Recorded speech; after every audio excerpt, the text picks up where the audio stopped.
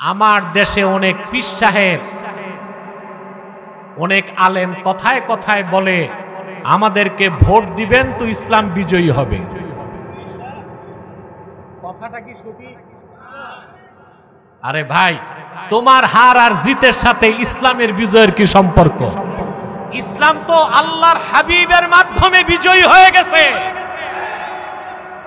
কোন দল, কোন গোষ্ঠী, কোন মতাদর্শের বিজয়ের মাধ্যমে ইসলামের বিজয়কে চিন্তা করা যাবে না। ইসলাম ১৫০০ বছর আগে বিজয়ী হয়ে গেছে। আমাদের জয় পরাজয় দিয়ে ইসলামের বিজয়, এটা বলা চরম পর্যায়ের ধৃষ্টতা এবং বেয়াদবি ছাড়া আর কিছু নয়। আমরা যেন রাজনীতি করতে যে ঈমান আকীদা নষ্ট না করি, এটা আমার আহ্বান থাকবে আমার ভাইদের প্রতি। ইসলাম চিনতে হবে কোরআন দিয়ে, ইসলাম চিনতে হবে সুন্নাহ দিয়ে। কিন্তু যে বুদ্ধিগুলো ইসলাম নিয়ে অপব্যাখ্যা করছে, তারা তো ইসলাম শিখে নাই কোরআন হাদিস থেকে, পড়ে আসছে ইউরোপ আমেরিকা থেকে। খ্রিস্টান পণ্ডিতরা ইসলাম সম্পর্কে যা অপব্যাখ্যা, ভুল ইতিহাস শুনাইছে, সেটাই মাথায় ইনস্টল করে বাংলাদেশে এসেছে, আর এসে আমার দেশের মানুষকে গোমরাহ পথভ্রষ্ট করছে। ঠিক কিনা বলেন? এক বুদ্ধিজীবী আছে ঢাকায়, নামটা বললাম না, কিম্ভূত কিমাকা, এত বড় দাড়ি, ওই দাড়ি দিয়া ঝাড়ু দেওয়া যাবে। ৩ ইঞ্চি মোটা মোষ, মাথায় লম্বা টুপি, আলিগড়ি পায়জামা, পিছনে সরস্বতীর মূর্তি, সামনে লালনের বেহালা। চিনছেন? ছাত্রদের ব্রেন ধোলাই করছে। এ বলে, এই শয়তানটা বলেছে আমরা আরবের ইসলাম মানি না। আরবের ইসলাম ছাড়া ইসলাম আছে? নিশ্চিত এই বক্তব্যের কারণে সে কাফের হয়ে গেছে। ওমান শাক্কা ফি কুফরিহি ফাহুয়া কাফির। এই কুফরিতে যে সন্দেহ করবে সেও তো কাফের। আমাদের অবস্থানকে আমরা ঠিক রেখেছি। বিগত জালেমের 16 বছরে কোন নাস্তিক ভারতপন্থী বুদ্ধিজীবীকে বিনা চ্যালেঞ্জে ছেড়ে দেয় নাই। 5ই আগস্টের পর থেকে মার্কিন যুক্তরাষ্ট্রের দালাল বুদ্ধিজীবীদেরকে বিনা চ্যালেঞ্জে ছেড়ে দেয় না। অবস্থান ঠিক রাখতে হবে। আলেমদের প্রতি এদেশের মানুষের ট্রাস্ট চলে যাচ্ছে। তারা আগে একরকম, এখন আরেক রকম। এটা চলবে না। ওলামায়ে কেরামের অবস্থান হবে সর্বোচ্চ ট্রাস্টের জায়গা। তাদের কথার মধ্যে কোনো পলিটিক্যাল ইন্টেনশন থাকবে না, ইকোনমিক্যাল ইন্টেনশন থাকবে না। একমাত্র দ্বীনের পক্ষে তারা কথা বলবে, আল্লাহ তার রাসূলের সন্তুষ্টির জন্য। এটাই যদি আমাদের ওলামায়ে কেরামের মিশন হয়, মানহাজ হয়, এই বাংলাদেশে আজ হোক আর কাল হোক ইসলামী রাষ্ট্র প্রতিষ্ঠিত হবে। কেউ আটকাতে পারবে না, কেউ থামাতে পারবে না। প্রিয় বন্ধুগণ, তো ইসলামের কোনো ভাগ নাই, ইসলাম একটাই। ওরা ইসলামকে ভাগ করে। ইসলামী রাজনীতির কথা বললে বলে এটা পলিটিক্যাল ইসলাম। এখন ইসলামী কি রাজনীতি নাই? হানাফি, শাফি, মালিকি, হাম্বলি 4 মাযহাব একমত। আস-সিয়াসাতুল ইসলামিয়্যা জুজউল ইসলাম আল্লাযী লা ইয়াতাজাজ্জা। ইসলামী রাজনীতি ইসলামের অংশ, ইসলাম থেকে তা আলাদা করা যায় না। তবে সেটা সোশ্যালিজম, কমিউনিজম, ডেমোক্রেসি নয়, সেটা হচ্ছে ইমামে হোসেন যেই রাজনৈতিক আদর্শ প্রতিষ্ঠায় রক্ত দিয়েছেন, খিলাফত আলা মিনহাজিন নবুওয়া। চ্যানেলটি সাবস্ক্রাইব করে আমাদের সঙ্গেই থাকুন। আউযু বিল্লাহি মিনাশ শাইতানির রাজীম। বিসমিল্লাহির রাহমানির রাহিম। يريدون أن يطفئوا نور الله بأفواههم ويأبى الله إلا أن يتم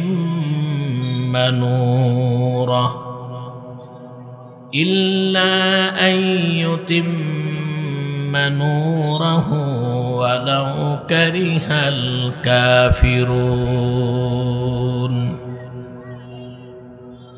هو الذي أرسل رسوله بالهدى ودين الحق ليظهره على الدين كله ولو كره المشركون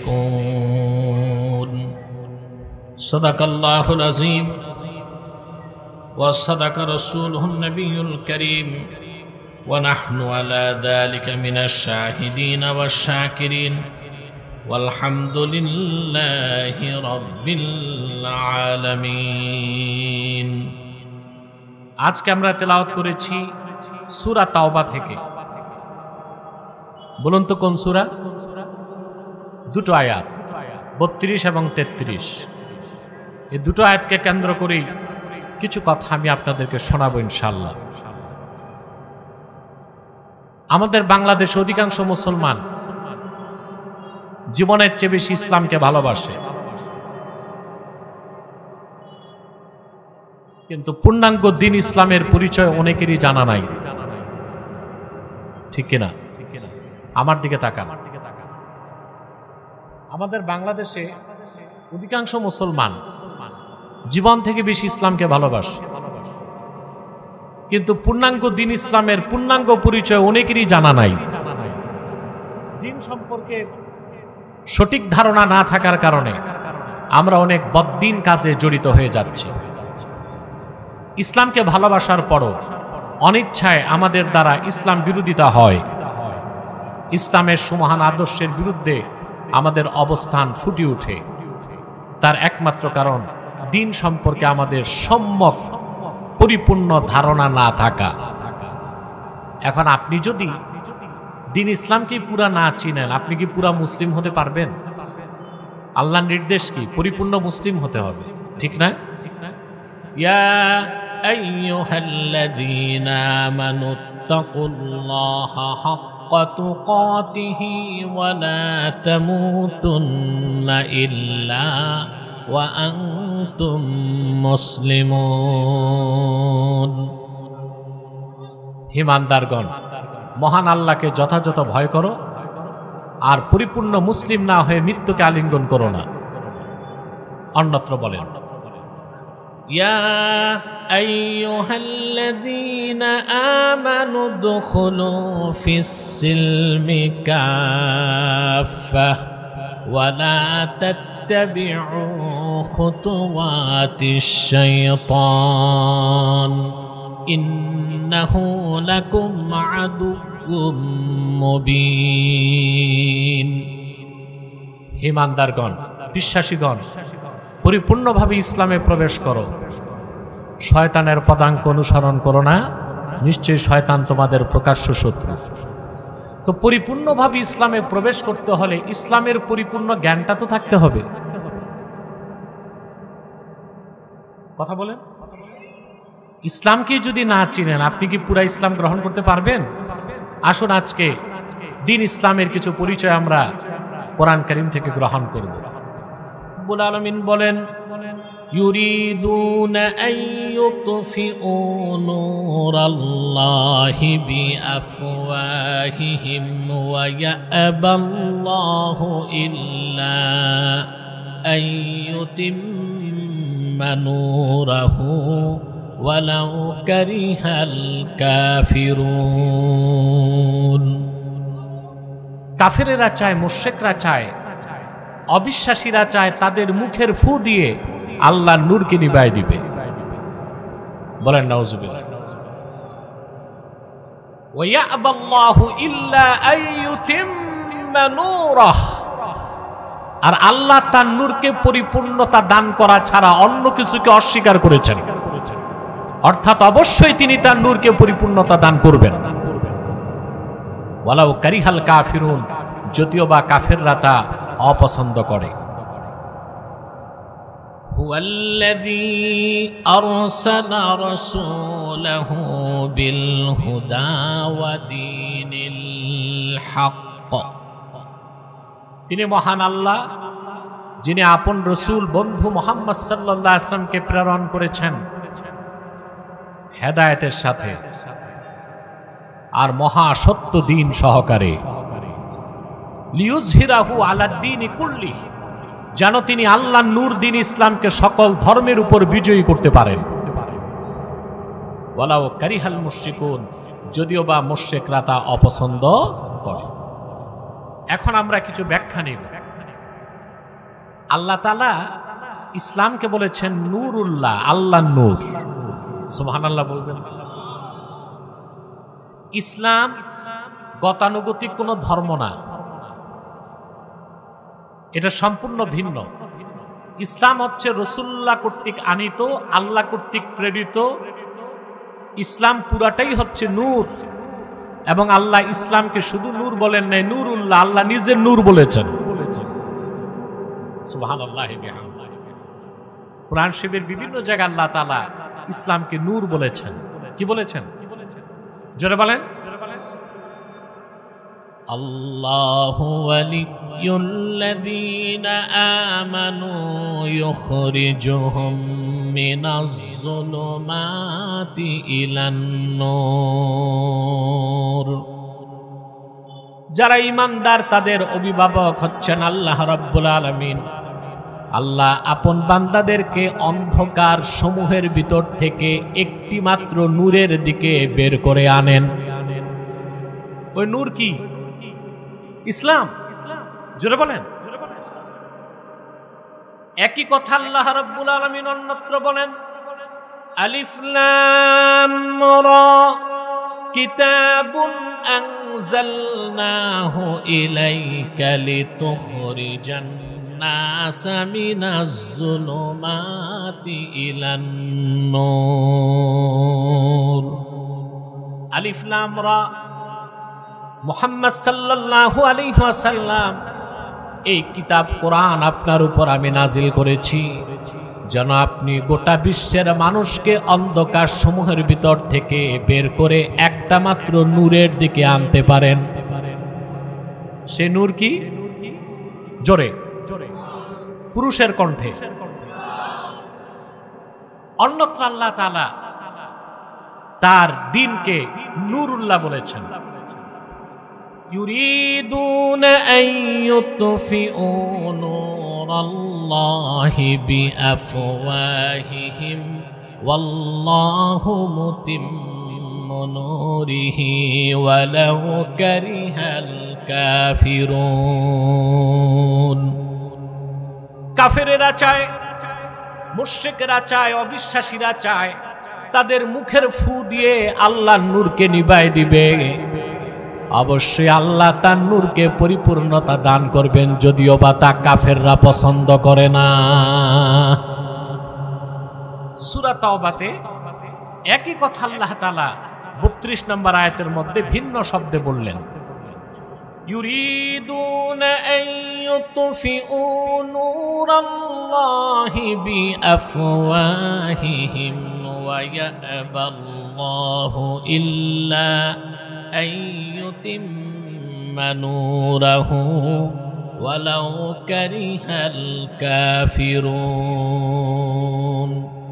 কাফেরেরা, মুশরিকেরা, আল্লাহ ও তার রাসূলের শত্রু যারা অবিশ্বাসী, তারা চায় তাদের মুখের ফুৎকার দিয়ে আল্লাহর নূরকে নিভায় দিবে।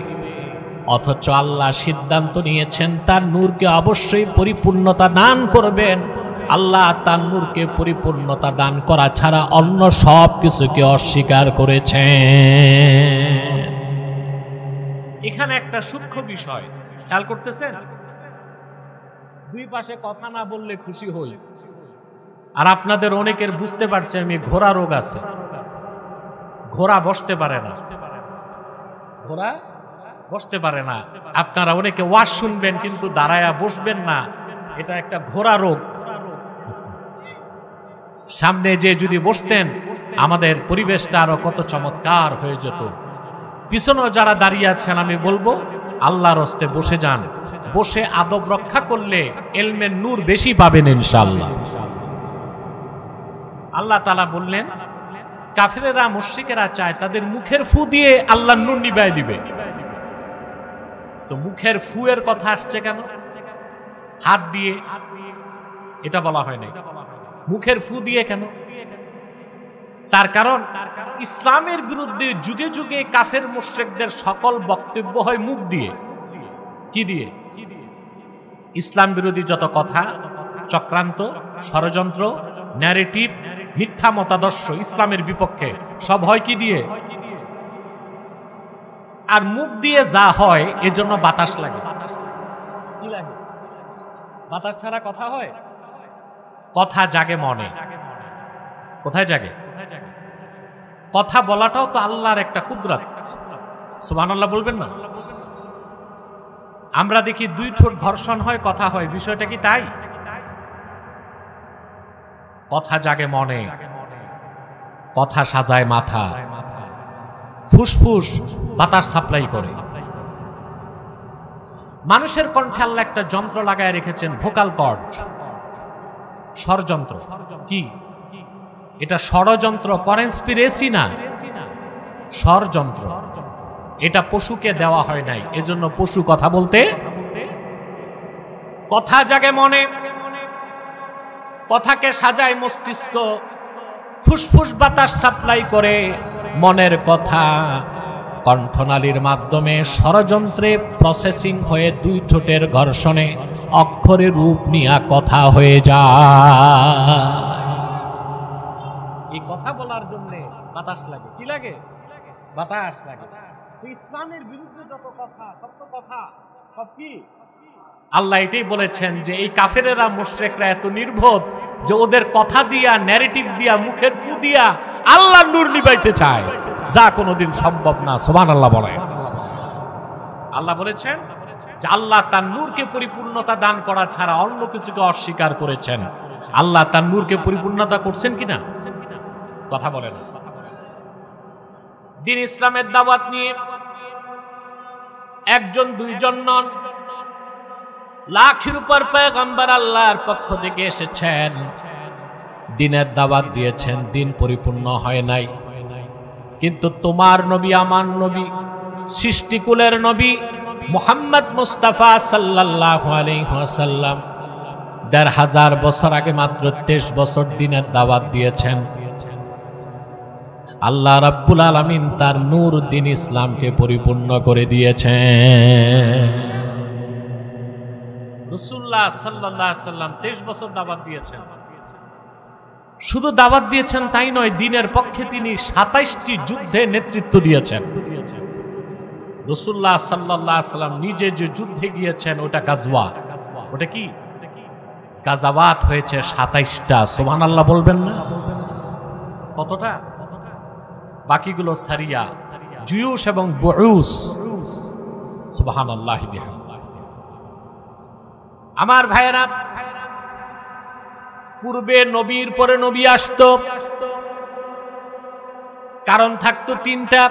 কয়টা? পূর্বে যত নবী এসেছেন আদম থেকে ঈসা, তারা প্রত্যেকে ছিলেন আঞ্চলিক নবী। এক অঞ্চলে একজন নবী আসতেন, আরেক অঞ্চলের জন্য আরেকজন নবী প্রয়োজন হতো, আল্লাহ পাঠাতেন। সেজন্য দেখা যায় একই সময় দুই দেশে দুই নবী ছিলেন। কেনানে নবী ছিলেন ইয়াকুব, মিশরে নবী ছিলেন তার ছেলে ইউসুফ। ঠিক কিনা?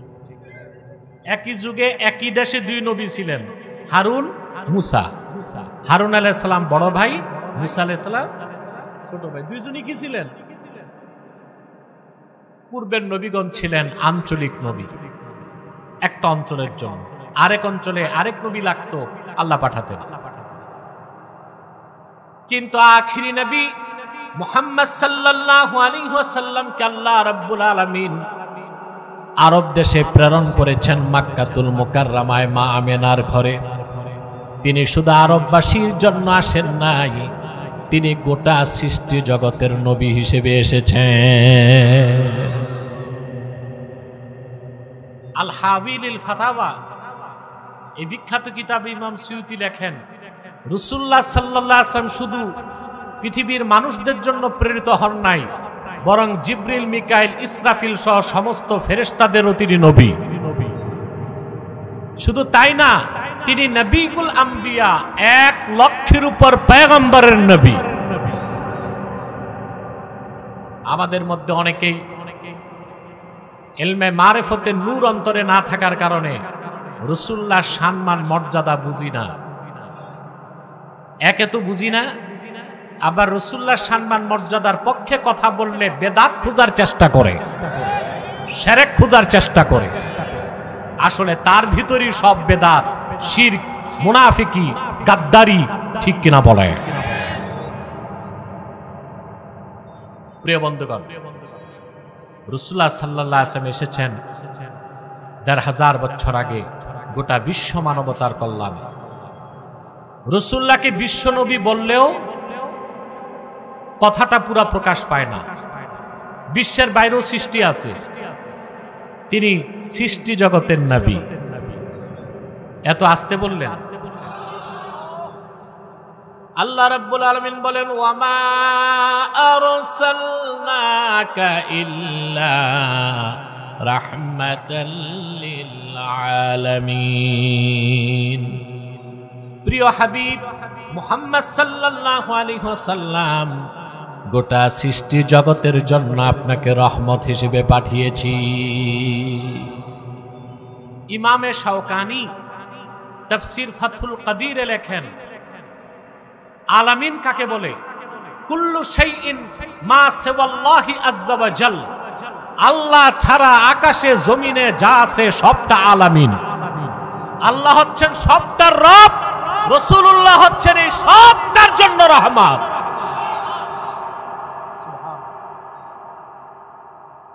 নবীর পরে নবী আসতো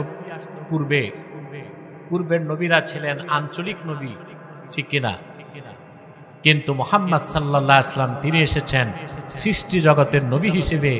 সেজন্য ওনাকে প্রেরণ করে আল্লাহ দ্বীনকে পরিপূর্ণ করে দিয়েছেন, আর নবুয়ত রিসালাতের দরজাকে বন্ধ করে দিয়েছেন। পূর্বে নবীর পরে নবী আসার দ্বিতীয় কারণ থাকতো, আল্লাহর পক্ষ থেকে নবী যে বার্তা আনতেন, মেসেজ আনতেন, কিতাব কিংবা সহিফা, সেটা সংরক্ষণের দায়িত্ব থাকতো উম্মতের হাতে। নবী চলে যাবার পরে উম্মতের মানুষেরা আল্লাহর কিতাবের মধ্যে ভেজাল ঢুকায় দিত। কি করত? ঈসা ইবনে মারিয়াম আকাশে ওঠার ৬০ বছর পরে তার উপর অবতীর্ণ ইনজিল কিতাব নষ্ট হয়ে গেছে। মুসা নবীর উপর অবতীর্ণ তাওরাত, বখতে নাসর যখন বাইতুল মুকাদ্দাসে হামলা করেছিল, ৭ লক্ষ ইহুদিকে হত্যা করেছিল। বাইতুল মুকাদ্দাসে হযরত দানিয়াল আলাইহিস সালাম তখন জীবিত ছিলেন, তিনি আত্মগোপন করেছেন। বখতে নাসর তাওরাতের সবগুলো কপি আগুনে জ্বালায় দিয়েছে, সবগুলো কিতাব নষ্ট হয়েছে। এই জন্য আল্লাহর পক্ষ থেকে বার্তা বা মেসেজ আনার জন্য, আসার জন্য নবীর পরে নবী আসত। কিন্তু আল্লাহ রাব্বুল আলামিন আখিরি নবী মুহাম্মদ সাল্লাল্লাহু আলাইহি ওয়াসাল্লামের মাধ্যমে যে কোরআন পাঠিয়েছেন, এই কোরআন হেফাজতের দায়িত্ব আবু বকর, ওমর, ওসমানকে দেন নাই, আল্লাহ নিজের হাতেই রেখেছেন। আল্লাহ রাব্বুল আলামিন বলেন, ইন্না নাহনু নাযালনা যিকরা ওয়া ইন্না লাহু লাহাফিজুন। নিশ্চয় কোরআন আমি আমার হাবিব মুহাম্মদ সাল্লাল্লাহু আলাইহি ওয়াসাল্লামের উপর আমি আল্লাহ নাজিল করেছি, আর নিশ্চয় কোরআনকে কিয়ামত পর্যন্ত হেফাজত করার দায়িত্ব আমার হাতে রেখেছি। সেজন্য রাসূলুল্লাহকে প্রেরণ করে আল্লাহ দ্বীনকে পরিপূর্ণ করে দিলেন, আর নবুয়তের রিসালাতের দরজা বন্ধ করে দিলেন। পূর্বে নবীর পরে নবী আসার আরেকটা কারণ থাকতো, একজন নবী দ্বীনের দাওয়াত দিয়ে যেতেন, কিছু বাকি থাকতেই চলে যেতেন। বাকি থাকতেই কথা বলেন। ইমাম রাজি তাফসির কবিরে লেখেন, ইন তারাকা শাইআম মিনান নাসিহাতি ওয়াল বায়ান ইয়াস্তাদরিকুহু মান ইয়াতি বা'দাহ। একজন নবী দ্বীনের কাজ যতটুকু করে যেতেন, বাকি থাকতো আরেকজন আসতো, বাকিটা ধরতো। কিন্তু আল্লাহ রাব্বুল আলামিন আখিরি নবী মুহাম্মদ সাল্লাল্লাহু আলাইহি ওয়াসাল্লামকে প্রেরণ করে আল্লাহ তার নূর দ্বীন ইসলামকে পরিপূর্ণ করে দিয়েছেন। রাসূলুল্লাহ সাল্লাল্লাহু আলাইহি সাল্লাম কিছুই বাকি রেখে যান নাই। 23 বছর তিনি দ্বীনের দাওয়াত দেবার পরে লক্ষাধিক সাহাবীকে সাক্ষী রেখে আল্লাহ কোরআনের আয়াত নাজিল করলেন।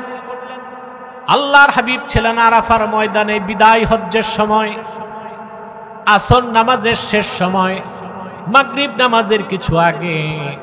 মুফাসসিরদের মতে আল্লাহর হাবিব দুনিয়া থেকে বিদায় নেবার 3 মাস আগে, আর ইমাম খাজেন বলেছেন 81 দিন আগে। আল্লাহ কোরআন নাজিল করে বললেন, আল ইয়াওমা আকমালতু লাকুম দীনাকুম ওয়া আতমামতু আলাইকুম নি'মাতি ওয়া রাদিতু লাকুমুল ইসলাম দীনা।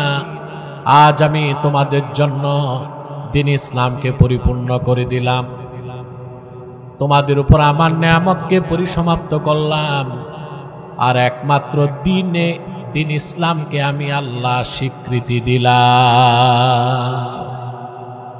সুবহানাল্লাহ।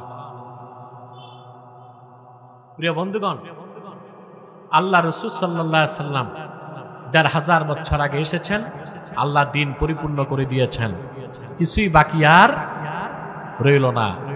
সেজন্য রাসূলুল্লাহকে প্রেরণের পরে, দ্বীনকে পরিপূর্ণ করার পরে নবুয়তের রিসালাতের দরজা আল্লাহ চিরতরে বন্ধ করে দিয়েছেন। ওনার পরে আজ পর্যন্ত কোন প্রকার নবী কিংবা রাসূল অবশ্যই আসে নাই, এখনো নাই, কিয়ামত পর্যন্ত আসবে না। প্রিয় বন্ধুগণ, দ্বীন ইসলামের দাওয়াত নিয়ে লক্ষাধিক পয়গম্বর আসছেন, দ্বীন পরিপূর্ণ হয় নাই। মুহাম্মদ সাল্লাল্লাহু আলাইহি সাল্লামকে ১,৫০০ বছর আগে প্রেরণ করে দ্বীনকে আল্লাহ পরিপূর্ণ করে দিলেন। সেই দ্বীনকে আল্লাহ বললেন নূরুল্লাহ, আল্লাহর নূর। সুবহানাল্লাহ বলেন, কার নূর? কার নূর? সুবহানাল্লাহ। একটি কথা কি বলা যায়, লাখের উপর পয়গম্বর হাজার হাজার বছর দ্বীনের দাওয়াত দিয়েছেন, দ্বীন পরিপূর্ণ হয় নাই। আখিরি নবী মুহাম্মদ সাল্লাল্লাহু আলাইহি ওয়াসাল্লাম ১,৫০০ বছর আগে মাত্র 23 বছর দ্বীনের দাওয়াত দিয়েছেন। তাহলে লাখের উপর পয়গম্বরের মেহনত আর দাওয়াত এক পাল্লায় দিলেও আল্লাহর আখিরি নবী মুহাম্মদ সাল্লাল্লাহু আলাইহি ওয়াসাল্লামের মেহনতের ওজন বেশি হয়ে যাবে। আল্লাহ তার নূরকে পরিপূর্ণ করে দিলেন, পরিসমাপ্ত করে দিলেন। দ্বীন ইসলামকে আল্লাহ বলেছেন নূর, আল্লাহ নূর। বলেন সুবহানাল্লাহি বিহামদিহি। এখন যে কথাটি ভালো করে বুঝতে হবে, এই দ্বীন ইসলামকে আল্লাহ তাআলা পরিপূর্ণ করে তার নূরকে পরিপূর্ণ করে দিয়েছেন। এই দ্বীনকে আল্লাহ সকল ধর্ম মতাদর্শের উপর বিজয়ী করে দিয়েছেন, যা পরের আয়াতে আল্লাহ তাআলা বলেন, হুয়াল্লাযী আরসালা রাসূলাহু বিল হুদা ওয়া দীনিল হাক্কি লিইয়ুযহিরাহু আলাদ-দীনি কুল্লিহি ওয়ালাউ কারিহাল মুশরিকুন। আল্লাহ পাক বলেন, তিনি তো সেই আল্লাহ যিনি মুহাম্মদ সাল্লাল্লাহু আলাইহি ওয়াসাল্লামকে প্রেরণ করেছেন হেদায়েতের সাথে আর মহাসত্য দ্বীন সহকারে। ইসলামের 2টা বিশেষণ এখানে আল্লাহ উল্লেখ করলেন 2 আয়াতে। প্রথম আয়াতে বললেন ইসলাম হচ্ছে নূরুল্লাহ, আল্লাহর নূর। দ্বিতীয় আয়াতে বললেন দ্বীনে হক, একমাত্র সত্য দ্বীন হচ্ছে ইসলাম। কেন? লিইয়ুযহিরাহু আলাদ-দীনি কুল্লিহি, যেন মুহাম্মদ সাল্লাল্লাহু আলাইহি সাল্লাম আল্লাহ কর্তৃক প্রেরিত দ্বীন ইসলামকে সকল দ্বীন বা ধর্মের উপর বিজয়ী করতে পারেন। বলেন সুবহানাল্লাহ। আল্লাহ তার রাসূলের দ্বীনকে বিজয়ী করছেন কিনা? দ্বীন ইসলাম ১৫০০ বছর আগে পরিপূর্ণ হয়ে গেছে। দিন ইসলাম ১৫০০ বছর আগে বিজয় লাভ করেছে। আমার দেশে অনেক পীর সাহেব, অনেক আলেম কথায় কথায় বলে আমাদেরকে ভোট দিবেন তো ইসলাম বিজয়ী হবে। কথাটা কি সঠিক? আরে ভাই, তোমার হার আর জিতের সাথে ইসলামের বিজয়ের কি সম্পর্ক? ইসলাম তো আল্লাহর হাবিবের মাধ্যমে বিজয়ী হয়ে গেছে। কোন দল, কোন গোষ্ঠী, কোন মতাদর্শের বিজয়ের মাধ্যমে ইসলামের বিজয়কে চিন্তা করা যাবে না। ইসলাম ১৫০০ বছর আগে বিজয়ী হয়ে গেছে। এখন হচ্ছে আমাদের বিজয়, মুসলমানের। আমরা এটা বলতে পারি যে আমাদেরকে বিজয়ী করলে, ভোট দিলে বাংলাদেশের মুসলমান বিজয়ী হবে। ইসলামের বিজয় আর মুসলমানের বিজয় এক জিনিস। তাহলে আমরা কথা বলতে যে কতটা ভুল কথা বলি, যা সম্পূর্ণ কোরআন শরীফের আয়াতের সাথে সাংঘর্ষিক।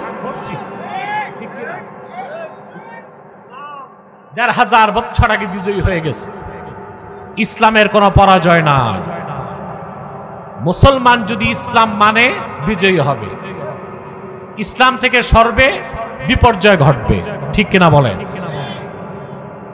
সেজন্য বলি ভাইয়েরা, আল্লাহ রাব্বুল আলামিন তার আখিরি নবী মুহাম্মদ সাল্লাল্লাহু আলাইহি ওয়াসাল্লামের মাধ্যমে ১৫০০ বছর আগে দিন ইসলামকে বিজয়ী করে দিয়েছেন।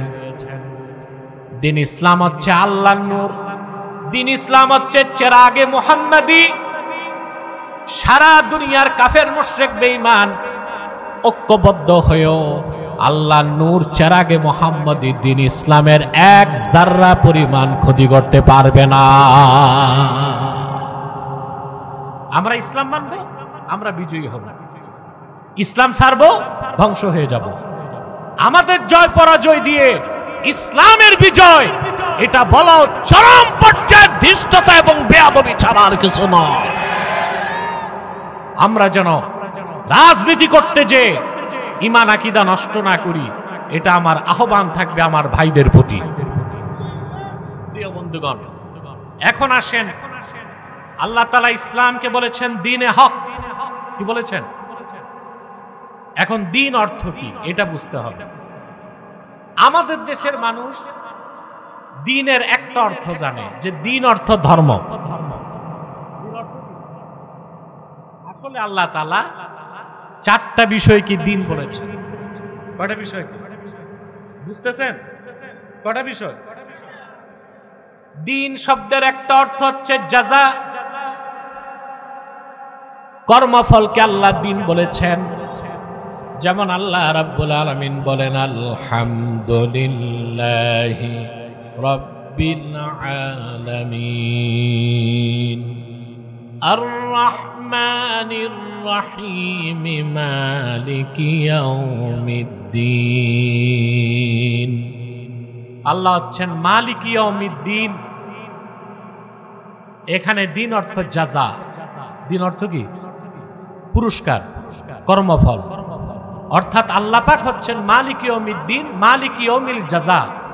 যেদিন হাসর ময়দানে পুরস্কার দেওয়া হবে ভালো কাজের, খারাপ কাজের তিরস্কার, সেই কর্মফল দিবসের মালিক হচ্ছেন আল্লাহ। দ্বীন শব্দের একটা অর্থ কি? দ্বীন শব্দের আরেক অর্থ হচ্ছে ইতাআত, বন্দেগী। যেমন আল্লাহ রাব্বুল আলামিন বলেন, وَمَا أُمِرُوا إِلَّا لِيَعْبُدُوا اللَّهَ مُخْلِصِينَ لَهُ الدِّينَ। পূর্ববর্তী জাতিদেরকে আদেশ করা হয়েছিল এটাই, তারা যেন একমাত্র আল্লাহর ইবাদত করে আর খালেস করে আনুগত্যকে, দ্বীনকে, ইতাআতকে আল্লাহর জন্য। তো দ্বীন শব্দের একটা অর্থ হচ্ছে কর্মফল। দ্বীন শব্দের একটা অর্থ ইতাআত, আনুগত্য, বন্দেগী। লাকুম দীনুকুম ওয়ালিয়া দীন, শোনেন না কোরআন শরীফের আয়াত? ওখানেও দ্বীন অর্থ ধর্ম না, জাযা। অর্থাৎ কাফেরেরা তোমাদের কর্মের ফল তোমরা পাবে, আর আমার কর্মের পুরস্কার আমি আল্লাহর কাছে পাব। 16 বছর বাংলাদেশে বিগত জালেমের সময় ধর্মনিরপেক্ষতাকে জায়েজ করার জন্যে লাকুম দীনুকুম ওয়ালিয়া দিন এই আয়াতের অপব্যাখ্যা করা হয়েছে। বুঝছে না? বলা হতো ধর্ম যার যার, আল্লাহ বলছেন লাকুম দীনুকুম ওয়ালিয়া দিন, সহিহ আল বুখারী। শুনছেন এগুলো? ওখানে দিন অর্থ ধর্ম না কর্মফল? কর্মফল, কর্মফল। দিন শব্দের একটা অর্থ হচ্ছে কর্মফল, দিন শব্দের একটা অর্থ হচ্ছে ইতাআত, বন্দেগী। দিন শব্দের আরেক অর্থ হচ্ছে ঈমান। ঈমানকে আল্লাহ দিন বলেছেন, কুল আতুআল্লিমুনাল্লাহা বিদীনিকুম ওয়াল্লাহু ইয়ালামু মা ফিস সামাওয়াতি ওয়া মা ফিল আরদ। প্রিয় হাবিব মুহাম্মদ সাল্লাল্লাহু আলাইহি ওয়াসাল্লাম, আপনি আরাবী বেদুইনদেরকে বলেন আতুআল্লিমুনাল্লাহা বিদীনিকুম, আই আতুআল্লিমুনাল্লাহা বিঈমানিকুম। তোমাদের অন্তরে ঈমান আছে না নাই, তা কি তোমরা আল্লাহরে শিখাতে চাও নাকি? তিনি তো আকাশ ও জমিনের সবকিছু জানেন। এখানে দিন অর্থ ঈমান। কয়টা অর্থ পেলাম? কর্মফল, আনুগত্য, ঈমান। আল্লাহ তাআলা দ্বীনের আরেক অর্থ নিয়েছেন জীবন বিধান। আল্লাহ বলেন ওয়ামাইয়াবতাগি গায়রাল ইসলামি দীনান ফালাই ইউকবালা মিনহু ওয়া হুয়া ফিল আখিরাতি মিনাল খাসিরিন। আর যে হতভাগা মুহাম্মদ সাল্লাল্লাহু আলাইহি ওয়াসাল্লামের আনিত দ্বীনকে গ্রহণ করবে না, ইসলামকে দ্বীন হিসেবে গ্রহণ করবে না, তার কোনো সৎকর্ম আল্লাহর কাছে কবুল হবে না, সে ক্ষতিগ্রস্ত কাফেরদের কাতারেই থেকে যাবে। দ্বীনের কয়টা অর্থ পেলাম? দ্বীনের একটা অর্থ কর্মফল, আরেকটা অর্থ বন্দেগী, আরেকটা অর্থ ঈমান, আরেকটা অর্থ জীবন বিধান। এখানে আল্লাহ যে বলেছেন ওয়াল্লাযী আরসালা রাসূলাহু বিল হুদা ওয়া দীনিল হক, এখানে দ্বীনে হক হচ্ছে ইসলাম, যেটাকে জীবন বিধান হিসেবে আল্লাহ তাআলা স্বীকৃতি দিয়েছেন, মনোনীত করেছেন। বলেন সুবহানাল্লাহ। এই দ্বীনকে আল্লাহ বিজয়ী করেছেন তার হাবিবের মাধ্যমে ১৫০০ বছর আগে। এই দ্বীন ইসলাম ছাড়া অন্য কোন তন্ত্রমন্ত্র মতবাদকে বিশ্বাস করলে আপনি মুসলমান হতে পারবেন না। দেশে দ্বীন ইসলাম সম্পর্কে অনেক বিভ্রান্তি আছে। আমি ৩টা বিভ্রান্তির কথা বলবো। ইসলাম সম্পর্কে সঠিক ধারণা নাই আমাদের। একদল ডানপন্থী বুদ্ধিজীবী বের হইছে এখন বাংলাদেশে। আগে ছিল নাস্তিক বুদ্ধিজীবী, এরা হচ্ছে আস্তিক বুদ্ধিজীবী। নাস্তিক না আস্তিক, তবে মুসলিম না। নাস্তিক না আস্তিক, তবে মুসলিম না। এরা মানুষকে উদ্বুদ্ধ করে, ঢাকা বিশ্ববিদ্যালয়ের ছাত্রদের ব্রেন ধোলাই করে যে আমরা সুফিবাদী ইসলাম বিশ্বাস করি। নাউজুবিল্লাহ বলবেন। তাহলে কি বোঝা যায় ইসলামের ভার্সন আছে, প্যাটার্ন আছে? মানুষ যেটা বানায় সেটার ভার্সন থাকে, মানুষ যেটা বানান সেটার প্যাটার্ন থাকে। ইসলাম তো মানুষ বানায় নাই, ইসলাম হচ্ছে আল্লাহ রসুল কর্তৃক আনিত, আল্লাহ কর্তৃক প্রেরিত। ইসলামের কোনো ভার্সন নাই, কোনো প্যাটার্ন নাই। ইসলাম একটাই, যা আল্লাহর হাবিব মুহাম্মদ সাল্লাল্লাহু আলাইহি সাল্লাম আল্লাহর কাছ থেকে এনেছেন। সেই ইসলামের মূল সনদ হলো ৩০ পারা কোরআন। ইসলাম চিনতে হবে কোরআন দিয়ে, ইসলাম চিনতে হবে সুন্নাহ দিয়ে। কিন্তু যে বুদ্ধিগুলো ইসলাম নিয়ে অপব্যাখ্যা করছে, তারা তো ইসলাম শিখে নাই কোরআন হাদিস থেকে, পড়ে আসছে ইউরোপ আমেরিকা থেকে। খ্রিস্টান পণ্ডিতরা ইসলাম সম্পর্কে যা অপব্যাখ্যা, ভুল ইতিহাস শুনাইছে, সেটাই মাথায় ইনস্টল করে বাংলাদেশে এসেছে, আর এসে আমার দেশের মানুষকে গোমরাহ পথভ্রষ্ট করছে। ঠিক কিনা বলেন? এক বুদ্ধিজীবী আছে ঢাকায়, নামটা বললাম না, কিম্ভূত কি মাকার, এত বড় দাগ। ওই দাড়ি দিয়া ঝাড়ু দেওয়া যাবে। 3 ইঞ্চি মোটা মোষ, মাথায় লম্বা টুপি, আলিগড়ি পায়জামা, পিছনে সরস্বতীর মূর্তি, সামনে লালনের বেহালা। চিনছেন? ছাত্রদের ব্রেন ধোলাই করছে। এ বলে, এই শয়তানটা বলেছে আমরা আরবের ইসলাম মানি না। আরবের ইসলাম ছাড়া ইসলাম আছে? নিশ্চিত এই বক্তব্যের কারণে সে কাফের হয়ে গেছে। ওমান শাক্কা ফি কুফরিহি ফাহুয়া কাফির। এই কুফরিতে যে সন্দেহ করবে সেও তো কাফের। আমাদের অবস্থানকে আমরা ঠিক রেখেছি। বিগত জালেমের 16 বছরে কোন নাস্তিক ভারতপন্থী বুদ্ধিজীবীকে বিনা চ্যালেঞ্জে ছেড়ে দেই নাই। 5ই আগস্টের পর থেকে মার্কিন যুক্তরাষ্ট্রের দালাল বুদ্ধিজীবীদেরকে বিনা চ্যালেঞ্জে ছেড়ে দেই না। অবস্থান ঠিক রাখতে হবে। আলেমদের প্রতি এদেশের মানুষের ট্রাস্ট চলে যাচ্ছে। তারা আগে একরকম, এখন আরেক রকম। এটা চলবে না। ওলামায়ে কেরামের অবস্থান হবে সর্বোচ্চ ট্রাস্টের জায়গা। তাদের কথার মধ্যে কোনো পলিটিক্যাল ইন্টেনশন থাকবে না, ইকোনমিক্যাল ইন্টেনশন থাকবে না। একমাত্র দিনের পক্ষে তারা কথা বলবে, আল্লাহ তার রাসূলের সন্তুষ্টির জন্য।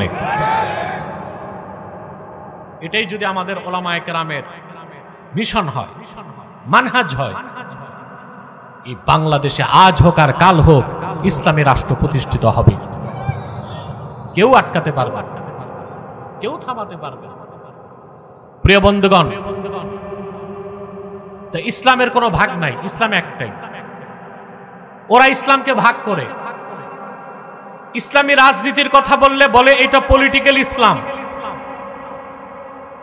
এখন ইসলামী কি রাজনীতি নাই? হানাফি, শাফি, মালিকি, হাম্বলি 4 মাযহাব একমত। আস-সিয়াসাতুল ইসলামিয়্যা জুজউল ইসলাম আল্লাযী লা ইয়াতাজাজ্জা। ইসলামী রাজনীতি ইসলামের অংশ, ইসলাম থেকে তা আলাদা করা যায় না। তবে সেটা সোশ্যালিজম, কমিউনিজম, ডেমোক্রেসি নয়, সেটা হচ্ছে ইমামে হোসেন যেই রাজনৈতিক আদর্শ প্রতিষ্ঠায় রক্ত দিয়েছেন, খিলাফত আলা মিনহাজিন নবুওয়া। আমরা সেটা বিশ্বাস করি। ইসলামী রাজনীতি বিশ্বাস করতেই হবে, হবে কিনা? এখন ইসলামী রাজনীতির কথা বললে বুদ্ধিজীবীরা বলে এটা তো পলিটিক্যাল ইসলাম। জিহাদের কথা বললে বলে এটা রেডিক্যাল ইসলাম।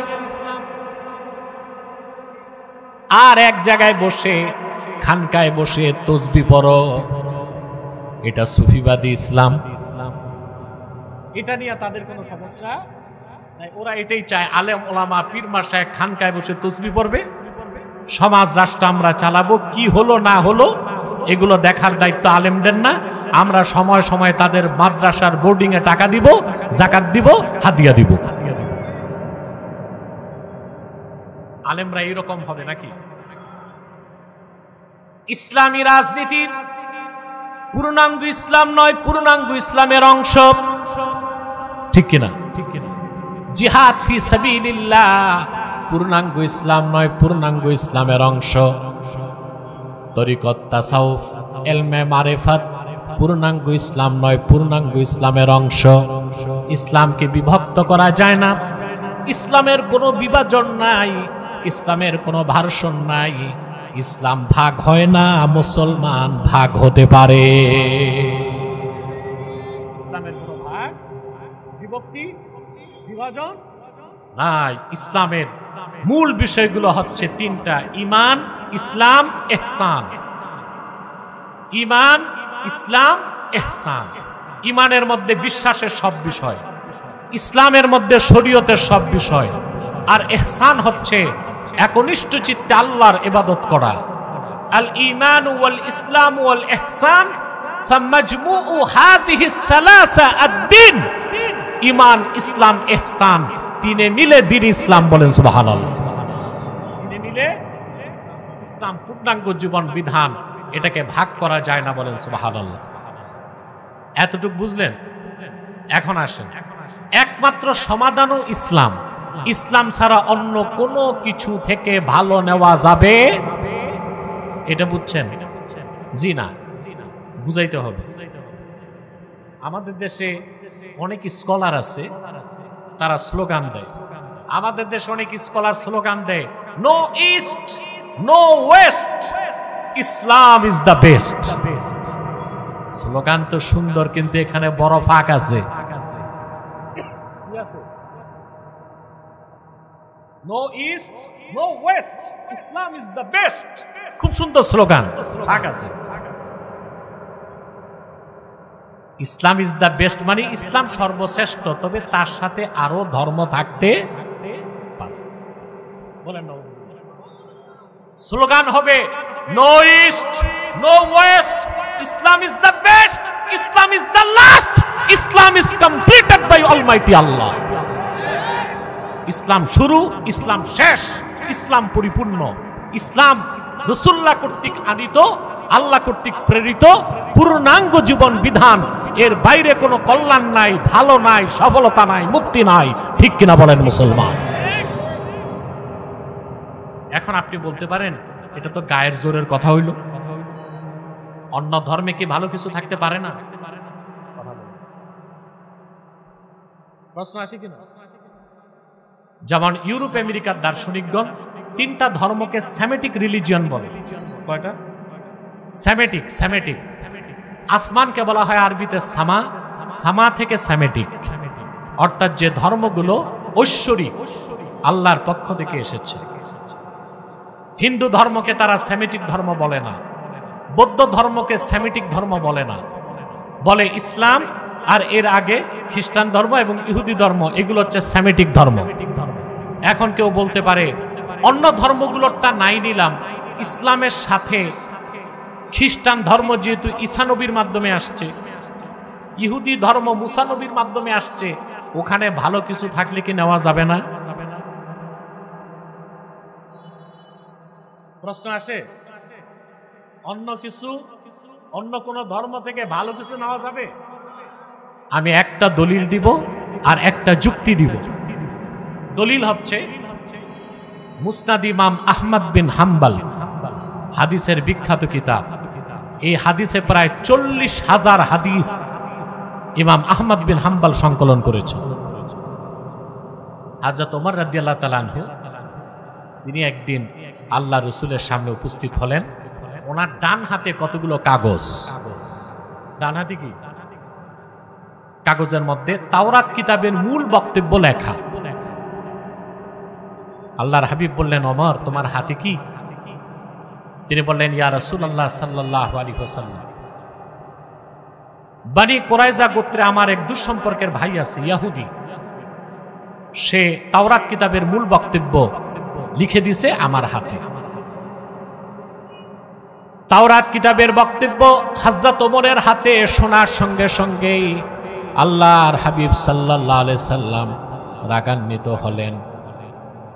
আল্লাহর হাবিবের নূরের চেহারা মোবারকে গোসা ফুটে উঠল। হাদিসের রাবি বলেন, আমি ওমরকে বললাম, ওমর আলা তারা বিওয়াজহি রাসূলিল্লাহি সাল্লাল্লাহু আলাইহি ওয়াসাল্লাম, ওমর তোমার এই কথায় রাসূলুল্লাহ কতটুকু নারাজ হয়েছেন তুমি কি তা দেখতে পাচ্ছ না? হযরত ওমর বলেন, সঙ্গে সঙ্গে আমি আল্লাহর হাবিবের সামনে হাঁটু গেড়ে বসে গেলাম আর পড়তে লাগলাম, রাদিতু বিল্লাহি রাব্বা ওয়া বিল ইসলামি দীনা ওয়া বি মুহাম্মাদিন সাল্লাল্লাহু আলাইহি ওয়াসাল্লাম রাসূলা। আল্লাহর হাবিবের রাগ কমে গেল। তারপর আল্লাহর হাবিব আমাকে বললেন, ওমর শোনো, লাউ আসবাহা ফীকুম মূসা, খেয়াল করেন, লাউ আসবাহা ফীকুম মূসা সুম্মা ইত্তাবা'তুমূহু ওয়া তারাকতুমুনি লাদালালতুম। যদি তোমাদের মাঝে এখন মূসা নবী বেঁচে থাকতো আর আমাকে বাদ দিয়া যদি মূসার অনুসরণ করতা, তোমরা সব পথভ্রষ্ট হয়ে যেত। এই হাদিসের ঠিক পরে আরেকটা হাদিস এসেছে, রাসূলুল্লাহ সাল্লাল্লাহু আলাইহি ওয়াসাল্লাম বলেছেন, যদি মূসা এখনো জীবিত থাকতো আমি মুহাম্মদ সাল্লাল্লাহু আলাইহি ওয়াসাল্লামের অনুসরণ করা ছাড়া তারও মুক্তির কোনো ব্যবস্থা থাকতো না। আল্লাহু আকবার।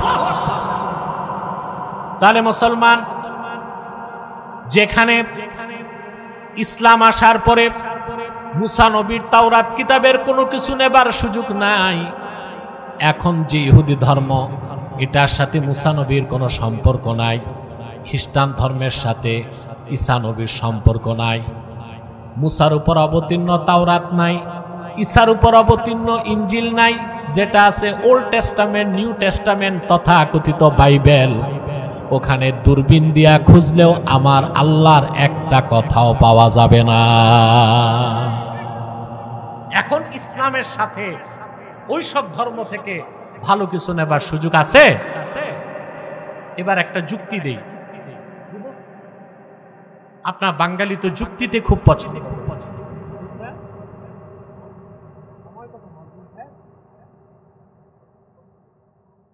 অনেক 1 ঘন্টা হয়ে গেছে, আর 15-20 মিনিট কষ্ট দিব ইনশাল্লাহ, ঠিক আছে?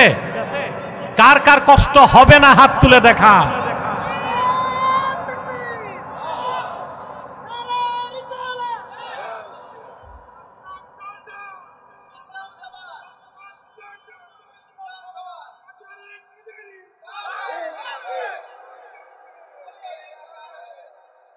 সম্মানিত সুধী, এবার একটা যুক্তি দিচ্ছি আপনাদের। পৃথিবীতে সবচেয়ে এক্সপেন্সিভ ট্রিটমেন্ট হচ্ছে ক্যান্সারের ট্রিটমেন্ট। ক্যান্সার রোগীকে দেওয়া হয় কেমোথেরাপি, এটা জানেন? খুব দামি বিদেশি কেমোথেরাপি, 1 বোতলের দামই 70,000 80,000 টাকা। এখন আপনি কেমোথেরাপির ঔষধ কিনেছেন 1 বোতল, ওখানে মেয়াদ আছে 2025 23 নভেম্বর রাত 12টা, ঠিক আছে? 2025 23 নভেম্বর রাত 12টা পর্যন্ত মেয়াদ আছে। 2025 23 নভেম্বর রাত 1টায় ওই 1 শিশি কেমোথেরাপির দাম কত? কারণ মেয়াদ উত্তীর্ণ হয়ে গেছে, ডেট ফেল। ডেট কি? ইসলাম চলে এসেছে, মুসা নবীর আনিত শরীয়ত মেয়াদ উত্তীর্ণ হয়ে গেছে, ঈসা নবীর আনিত শরীয়তের মেয়াদ উত্তীর্ণ হয়ে গেছে। এখন আল্লাহর কাছে একটাই দিন মনোনীত, তাও আল্লাহর হাবিবের আনিত দিন ইসলাম। এই দিনকে আল্লাহ মহাবিজয়ী করে দিয়েছেন সকল মতবাদের উপর, মতাদর্শের উপর। এখন একমাত্র ইসলামের অনুসরণী মুক্তি এবং কল্যাণ, এর বাইরে মুক্তি ও কল্যাণের কোনো ব্যবস্থা ঠিক কিনা? আল্লাহ রাব্বুল আলামিন সে কথাটিকে স্পষ্ট করে দিয়েছেন, হুয়াল্লাযী আরসালা রাসূলাহু বিল হুদা ওয়া দীনিল হাক্কি লিইয়ুযহিরাহু আলাদ দীনি কুল্লিহি ওয়ালাউ কারিহাল মুশরিকুন। মুহাম্মদ সাল্লাল্লাহু আলাইহি ওয়াসাল্লামকে আল্লাহ প্রেরণ করেছেন মহাসত্য দিন এবং হেদায়েতের সাথে, যেন তিনি দিন ইসলামকে সকল দিনের উপর বিজয়ী দান করেন। আল্লাহ তার হাবিব মুহাম্মদ সাল্লাল্লাহু আলাইহি ওয়াসাল্লামের আনিত আল্লাহ কর্তৃক প্রেরিত দিনকে সকল ধর্ম মতবাদের উপর বিজয়ী করে দিয়েছেন। বলেন সুবহানাল্লাহ। আমরা সৌভাগ্যবান, সেই দিনকে আমরা গ্রহণ করতে পেরেছি, ঠিক কিনা? এই দিনকে বিশ্বাস, দিন মোতাবেক চলার মধ্যেই আমাদের কল্যাণ নিহিত, নাজাত নিহিত, মুক্তি নিহিত। এর বাইরে আমাদের কোনো মুক্তির সফলতার কোনো ব্যবস্থা আছে? আছে? দুনিয়াতেও বিজয় নাই, আখিরাতেও মুক্তি নাই। আল্লাহ রাব্বুল আলামিন কোরআন কারীমে বলে দিয়েছেন, وَمَن يَتَوَلَّ اللَّهَ وَرَسُولَهُ وَالَّذِينَ آمَنُوا فَإِنَّ حِزْبَ اللَّهِ هُمُ الْغَالِبُونَ। আর যারা মহান আল্লাহকে অভিভাবক হিসেবে গ্রহণ করে, মুহাম্মদ সাল্লাল্লাহু আলাইহি ওয়াসাল্লামকে অভিভাবক হিসেবে গ্রহণ করে, আর মুমিনদেরকে বন্ধু বানায়, তারা আল্লাহর দল, আর আল্লাহর দল মহা বিজয় লাভ করবে। বলেন সুবহানাল্লাহ। আমাদের অভিভাবককে এবং আল্লাহর রসুল। আমাদের অভিভাবককে এবং আল্লাহর রসুল। হযরত ওমর বলেছেন, আল্লাহু ওয়া রাসূলুহু মাওলা মান লা মাওলা লাহুম। যাদের কোনো অভিভাবক নাই অর্থাৎ মুসলমান, তাদের অভিভাবক হচ্ছেন স্বয়ং আল্লাহ ও আল্লাহর রসুল। বলেন সুবহানাল্লাহ। কিয়ামত তক আল্লাহ ওনার অভিভাবকত্বকে পালন করবেন। কিয়ামত তক রাসূলুল্লাহ ওনার অভিভাবকত্বকে পালন করবেন। সুবহানাল্লাহ বলবেন। মুসা নবী বিদায় নিয়েছেন, বনি ইসরায়েলের অভিভাবকত্ব আর নেন নাই। ঈসা নবী আকাশে উঠেছেন, বনি ইসরায়েলের অভিভাবকত্ব নেন নাই।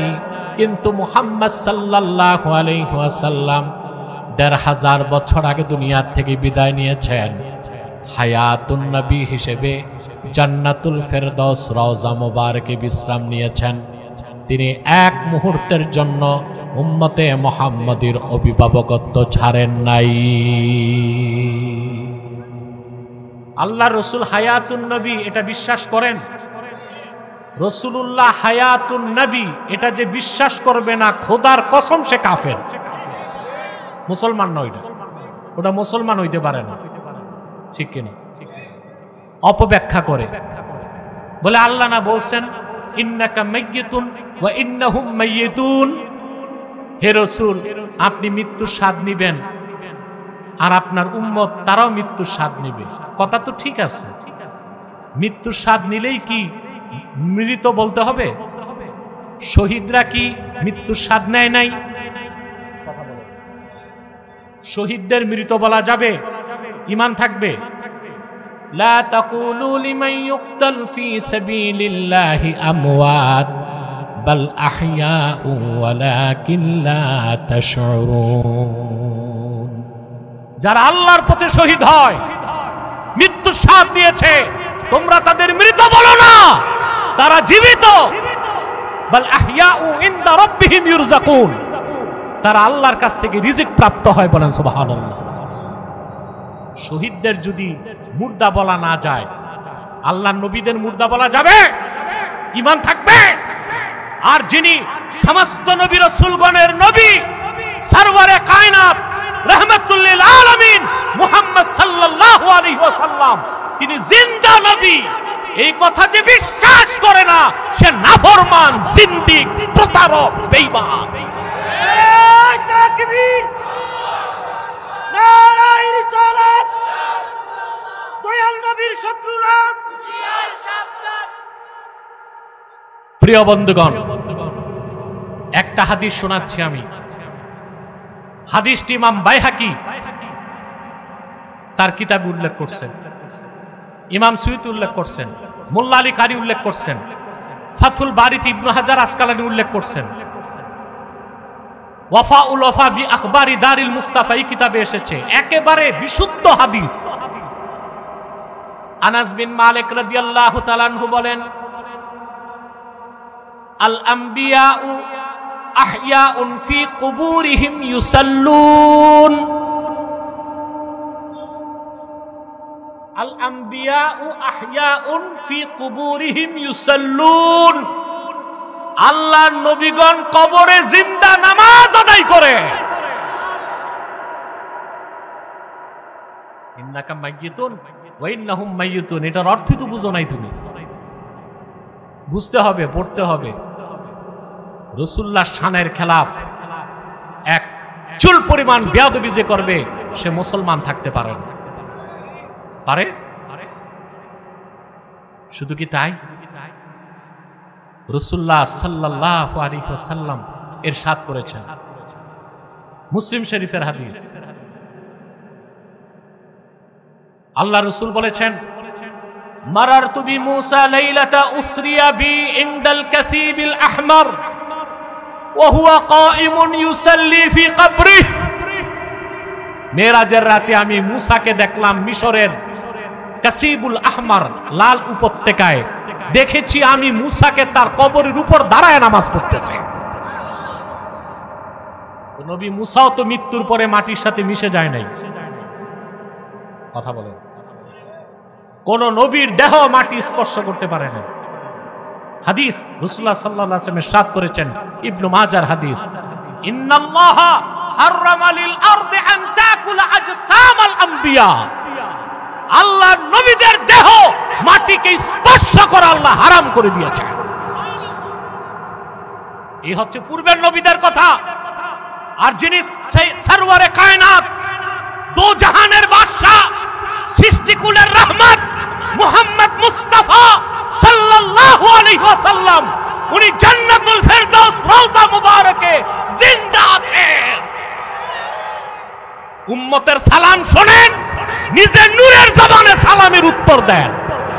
নারায়ে তাকবীর, নারায়ে রিসালাত। জিন্দা নবী যেখানে, দয়াল নবীর দুশমনেরা।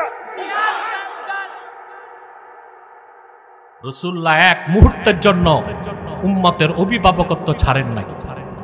সুবহানাল্লাহ। সুনান বাজ্জারের হাদিস, আল্লাহর হাবিব বলেছেন, সাহাবীরা শোনো, আমি দুনিয়া থেকে বিদায় নেবার পর কোনো শোক করবা না, শোকের কোনো কারণ থাকবে না। তুরাজু আলাইয়া আমালুকুম ফামা রাআইতু মিন খাইরিন ফাহামিদতুল্লাহ আলাই ওয়া মা রাআইতু মিন শাররিন ফাস্তাগফারতুল্লাহ লাকুম।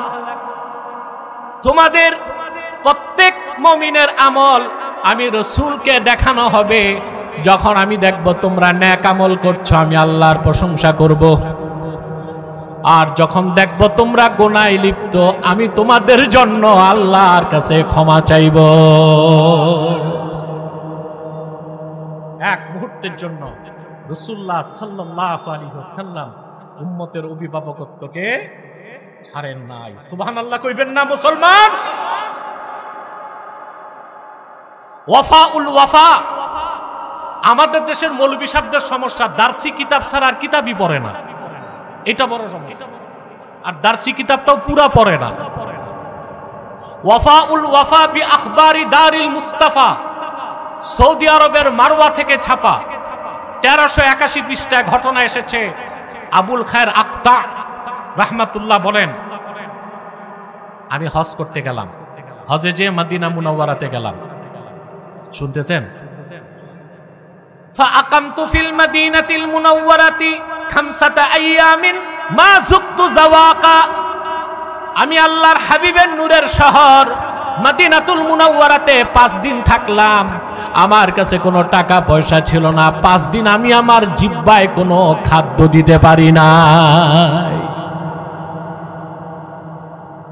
পরিশেষে তিনি আল্লাহর হাবিবের জান্নাতুল ফেরদাউস রওজা মুবারকের সামনে যে আল্লাহর হাবিবের কদমের সামনে দাঁড়ায় বললেন, আনা দাইফুকা ইয়া রাসূলুল্লাহ, আল্লাহর হাবিব, আমি আপনার নগণ্য মেহমান।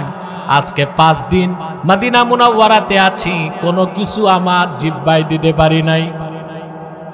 রোনা জারি করে তিনি আল্লাহর হাবিবের জান্নাতুল ফেরদাউস রওজা মুবারকের পেছনে ঘুমায় গেলেন। আবুল খায়ের আক্তা বলেন, ফারাআইতু ফিল মানামি আন-নাবিয়্য সাল্লাল্লাহু আলাইহি ওয়াসাল্লাম ওয়া আন ইয়ামিনিহি আবু বকর ওয়া আন শিমালিহি উমর ইবনুল খাত্তাব। আমি দেখি, ঘুমের মধ্যে দেখি স্বয়ং আল্লাহর হাবিব আমার দিকে আসতেছেন। ডানে সিদ্দিক আকবর, বামে হযরত ওমর। আলী দৌড়ায় সামনে আসতেছে। ফাহাররাকানি আলীউন ফাকালা কুম কদ জাআ রাসূলুল্লাহ। হযরত আলী এসে আমার এক ধাক্কা দিয়ে বলল, দাঁড়া, আল্লাহর রাসূল এসেছেন। আমি দাঁড়িয়ে গেলাম। ফাআতানি রাসূলুল্লাহ সাল্লাল্লাহু আলাইহি ওয়াসাল্লাম রাগীফা। আল্লাহর হাবিব আমার হাতে একটা রুটি তুলে দিলেন। স্বপ্নে খেতে লাগলাম। এমন স্বাদের রুটি জীবনে খাই নাই, এমন সুন্দর গ্রান কোন রুটি জীবনে সঙ্গী নাই। অর্ধেক রুটি খাওয়ার পর ঘুম ভেঙে গেল। চোখ খুলে দেখি আবার হাতে রাসূলুল্লাহর দেওয়া রুটির অর্ধেকটা তখনও রয়ে গেছে।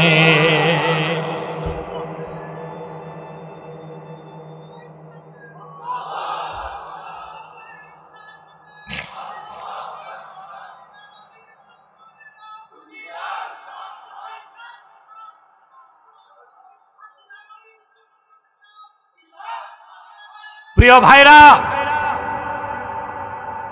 ইয়াজিদের সৈন্যরা যখন মদিনা মুনাওয়ারাতে হামলা করেছিল, শুনছেন না?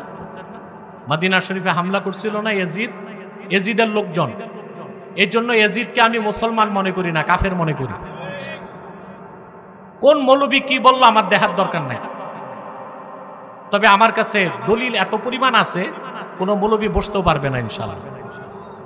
আমার লেকচার আছে 1 ঘন্টার, দেখবেন ইয়াজিদের ব্যাপারে।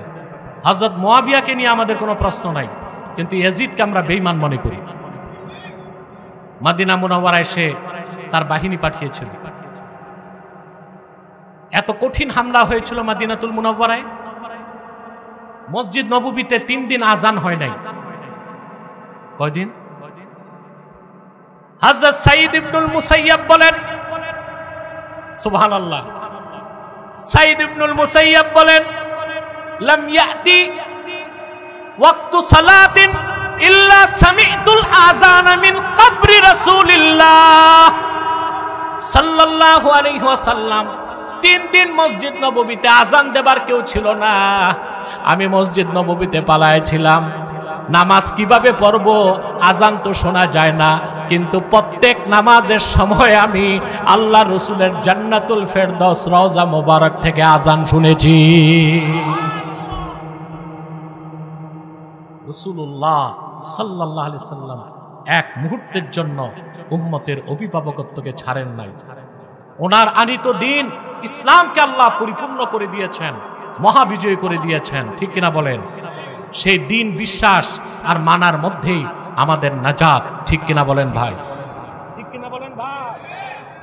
অতএব আল্লাহর হাবিব মুহাম্মদ সাল্লাল্লাহু আলাইহি সাল্লামের খাঁটি উম্মত হিসেবে ১৫০০ বছর আগে রেখে যাওয়া ওনার দিন ইসলামকে মেনে আমরা পৃথিবীতে কল্যাণ, পরকালে মুক্তি চাই। রাজি আছেন? আল্লাহর হাবিব সাল্লাল্লাহু আলাইহি সাল্লামের উম্মতের যারা আউলিয়া ওলি, তারা হচ্ছে এই পৃথিবীতে আল্লাহর পক্ষ থেকে নিদর্শন, বলেন সুবহানাল্লাহ। ওই রকম এক মহান নিদর্শন হযরত শাহ কারামত আলী জৌনপুরী রাহমাতুল্লাহ, যার হাতে ডব্লিউ হান্টার তার দ্য ইন্ডিয়ান মুসলিম বইটি লিখেছে, মাওলানা কারামত আলী জৌনপুরী রাহমাতুল্লাহর হাতে 2 কোটি লোক ইসলাম গ্রহণ করে মুসলমান হয়েছে। আর সৈয়দ আবুল হাসান আলী মিয়া নদভী রাহমাতুল্লাহ লিখেছেন, বিশ্বস্ত সূত্রে মুতাওয়াতির ভাবে জানা যায় কারামত আলী জৌনপুরী রাহমাতুল্লাহর হাতে 1 কোটি লোক ইসলাম গ্রহণ করে মুসলমান হয়েছে। আমরা ডব্লিউ হান্টার বেদিন তারটা নিলাম না, সৈয়দ আবুল হাসান নদভীরটা তো নিতে হবে। কারামত আলী জৌনপুরী রাহমাতুল্লাহর হাতে কয় কোটি লোক মুসলমান হয়েছে? 1 কোটি। এটা আবুল হাসান নদভীর মত। ডব্লিউ হান্টারের মতে 2 কোটি। বিদায় নিয়েছেন 157 বছর আগে। সুবহানাল্লাহ। শরীয়ত, তরিকত, হাকিকত, মারেফতের 4টা কাজ খেদমত তিনি করে গেছেন। আমি বলি, বাংলাদেশের আধ্যাত্মিক স্থপতির নাম কারামত আলী জৌনপুরী। উনি যদি না আসতেন বাংলাদেশে, এটা কখনো মুসলিম রাষ্ট্র হতো না। রাষ্ট্র কিভাবে হয়েছে? 2 নেশন থিওরি, দ্বিজাতি তত্ত্বের ভিত্তিতে। এটা জানেন আপনারা? বাংলাদেশে মুসলমান বেশি ছিল বলেই তো 47-এ পাকিস্তানের অংশ হয়েছে। কথা বলেন, যদি বাংলাদেশে মুসলমান বেশি না হতো, 47-এ বাংলাদেশের অংশ হইতো না ভারতের? যদি ভারতের অংশ হতো, তাহলে আসামের মতো, কাশ্মীরের মতো, ত্রিপুরার মতো কোনোদিন স্বাধীন হইতো? বাংলাদেশে মুসলমানের সংখ্যা বাড়লো কেমন করে? ইতিহাস পড়েন। মাওলানা শাহ কারামত আলী জৌনপুরী রাহমাতুল্লাহ যখন বাংলাদেশে প্রবেশ করেছেন, তখন ওনার বয়স ছিল 25 বছর। কত? 1800 সালে ইংরেজরা জরিপ করেছিল বাংলাদেশে মুসলমানের সংখ্যা 30%, হিন্দুর সংখ্যা 70%। 1875 সালে দ্বিতীয়বার জরিপে তারা দেখেছে বাংলাদেশে হিন্দু 30%, মুসলমান 70%। ব্রিটেন থেকে শোকজ করা হয়েছে এই উপমহাদেশে যে লর্ড ছিল, লর্ডকে যে নাটকীয় পরিবর্তন কেন? 1 মাস পরে লর্ড প্রতিবেদন দিয়েছে, সৈয়দ আহমদ বেরেলী রাহমাতুল্লাহর একজন খলিফা হযরত শাহ কারামত আলী জৌনপুরী রাহমাতুল্লাহ যুগান্তকারী সংস্কার ও দাওয়াতি কাজের কারণে লক্ষ লক্ষ মানুষ তার হাতে মুসলমান হয়েছেন। যে কারণে জনসংখ্যা পাল্টে গেছে, মুসলমান হয়ে গেছে 70%, হিন্দু হয়ে গেছে 30%। তারই ধারাবাহিকতায় 47-এ বাংলাদেশ পাকিস্তানের অংশ হয়েছে, 71-এ বাংলাদেশ স্বাধীন হয়েছে। আমি জানি না বাংলাদেশের রাজনৈতিক স্থপতি কে, তবে চোখ বন্ধ করে বলতে পারি বাংলাদেশের আধ্যাত্মিক স্থপতি শাহ কারামত আলী জনপুরি রহমতুল্লাহ। শিরকের বিরুদ্ধে, কুফরের বিরুদ্ধে, বেদাতের বিরুদ্ধে তিনি একটা বিপ্লব করে গেছেন। পাশাপাশি ওহাবি নজদীদের বিরোধিতা করছেন, আবার আহলুত তাশাইয়্যু যারা শিয়া তাদেরও বিরোধিতা করছেন। উনি একটা বিখ্যাত কিতাব লিখে গেছেন নাসিমুল হারামাইন শরীফাইন, দুইটা বাতিল ফেরকার খণ্ডন করছেন, ওহাবি মতবাদ, শিয়া মতবাদ। মানুষের সাংস্কৃতিক পরিবর্তন করেছেন, মানুষের, বাংলাদেশের মানুষের ধুতি খুলে লুঙ্গি দিয়েছেন, টিকলি মুছে মাথায় টুপি দিয়েছেন, মানুষকে ঈমান শিখিয়েছেন, ইসলাম শিখিয়েছেন। কিন্তু বাংলাদেশের মুসলমান তার ঋণ শোধ করতে পারে নাই, কিয়ামত তক তার ঋণ শোধ করতে পারবে না। শাহ কারামত আলী জনপুরি আধ্যাত্মিক জগতে কত উঁচু স্তরের লোক ছিলেন। আলেম তো ছিলেন বিশ্ববিখ্যাত, দায়ী ছিলেন বিশ্ববিখ্যাত, কত বড় বুজুর্গ ছিলেন তা আপনি চিন্তা করতে পারবেন না। নাম ছিল আলী, কারামত ঘটতে ঘটতে নাম হয়ে গেছে কারামত আলী। অনেকে মস্করা করে বলে কারামত আলী জনপুরি রহমতুল্লাহ মাজারে গেলে কি হবে, উনি তো মারা গেছেন। আরে জাহেল, সিন্নি খাও কার জন্য, মোল্লা চিনো না? সই হাদিস ভাই, রাসূলুল্লাহর উম্মতের আদনা মানুষ যারা আমরা, আমাদের কবরের পাশে কেউ গেলে আমরা টের পাবো, সালাম দিলে উত্তর দিব। সই হাদিস হযরত আব্দুল্লাহ ইবনে আব্বাস থেকে বর্ণিত, রাসূলুল্লাহ সাল্লাল্লাহু আলাইহি ওয়াসাল্লাম ইরশাদ করেছেন, মা মিন আবদিন ইয়ামুররু বিকবরি রাজুলিন কানা ইয়ারিফুহু ফিদ দুনিয়া ফায়ুসাল্লিমু আলাইহি ইল্লা আরাফাহু ওয়া রাদ্দা আলাইহিস সালাম। যে কোনো ব্যক্তি কোন মুসলমানের কবরের পাশ দিয়ে যদি যায়, লোকটাকে যদি কবরবাসী চিনে থাকে দুনিয়ায়, সে সালাম দিলে তাকে চিনতে পারে, সালামের জবাব সাথে সাথে দেয়। এই যদি হয় একজন আদনা উম্মতের অবস্থা, তো শাহ কারামত আলী জনপুরি রহমতুল্লাহ উম্মতের খাস ব্যক্তি। আমরা যদি তার মাজার শরীফের কাছে যাই, সালাম শুনবেন না, রুহানি তাওয়াজ্জুহ দিবেন না? আমরা যদি বলি আপনি আল্লাহর কাছে এই দোয়াটা করে দেন, উনি দোয়াটা করলে আমাদেরটা কবুল হয় কিনা জানি না, উনারটা তো কবুল হবে। মনে থাকবে এগুলো। আল্লাহর ওলির মাজারে জিয়ারতে আসবেন, আর আল্লাহর ওলি শাহ কারামত আলী জনপুরি রহমতুল্লাহর জিন্দা কারামত এইটা, এখানে কোনো শিরক নাই, বেদাত নাই, আছে আলহামদুলিল্লাহ। সারা জীবন যিনি শরীয়তের পক্ষে সংগ্রাম করে গেলেন, মৃত্যুর পরে তার মাজারকে আল্লাহ শিরক বেদাত মুক্ত রেখেছেন, আলহামদুলিল্লাহ বলেন। প্রতি বছরে মাহফিলটা আপনারা আসেন, আমার দুইটা দুঃখ আছে, বলবো। একটা হচ্ছে ওনার মাজার শরীফের প্রাঙ্গণে যতটুকু পবিত্রতা রক্ষা করা দরকার আপনারা তা করতে পারেন না। এই মাজার শরীফের প্রাঙ্গণে কোনো আজে বাজে কাজ, গল্প গুজব চলবে না, সেজন্য আপনাদের লক্ষ্য রাখতে হবে।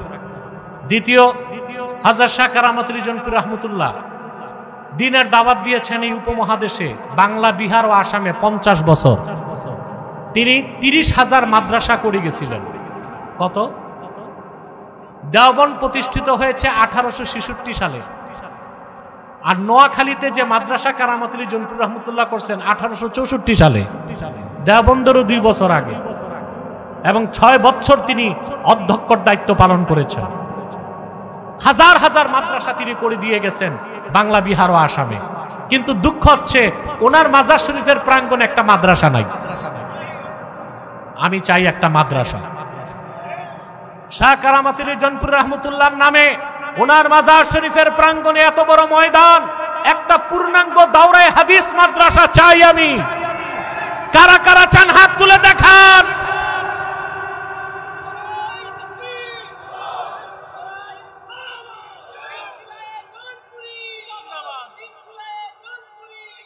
হাত নামান।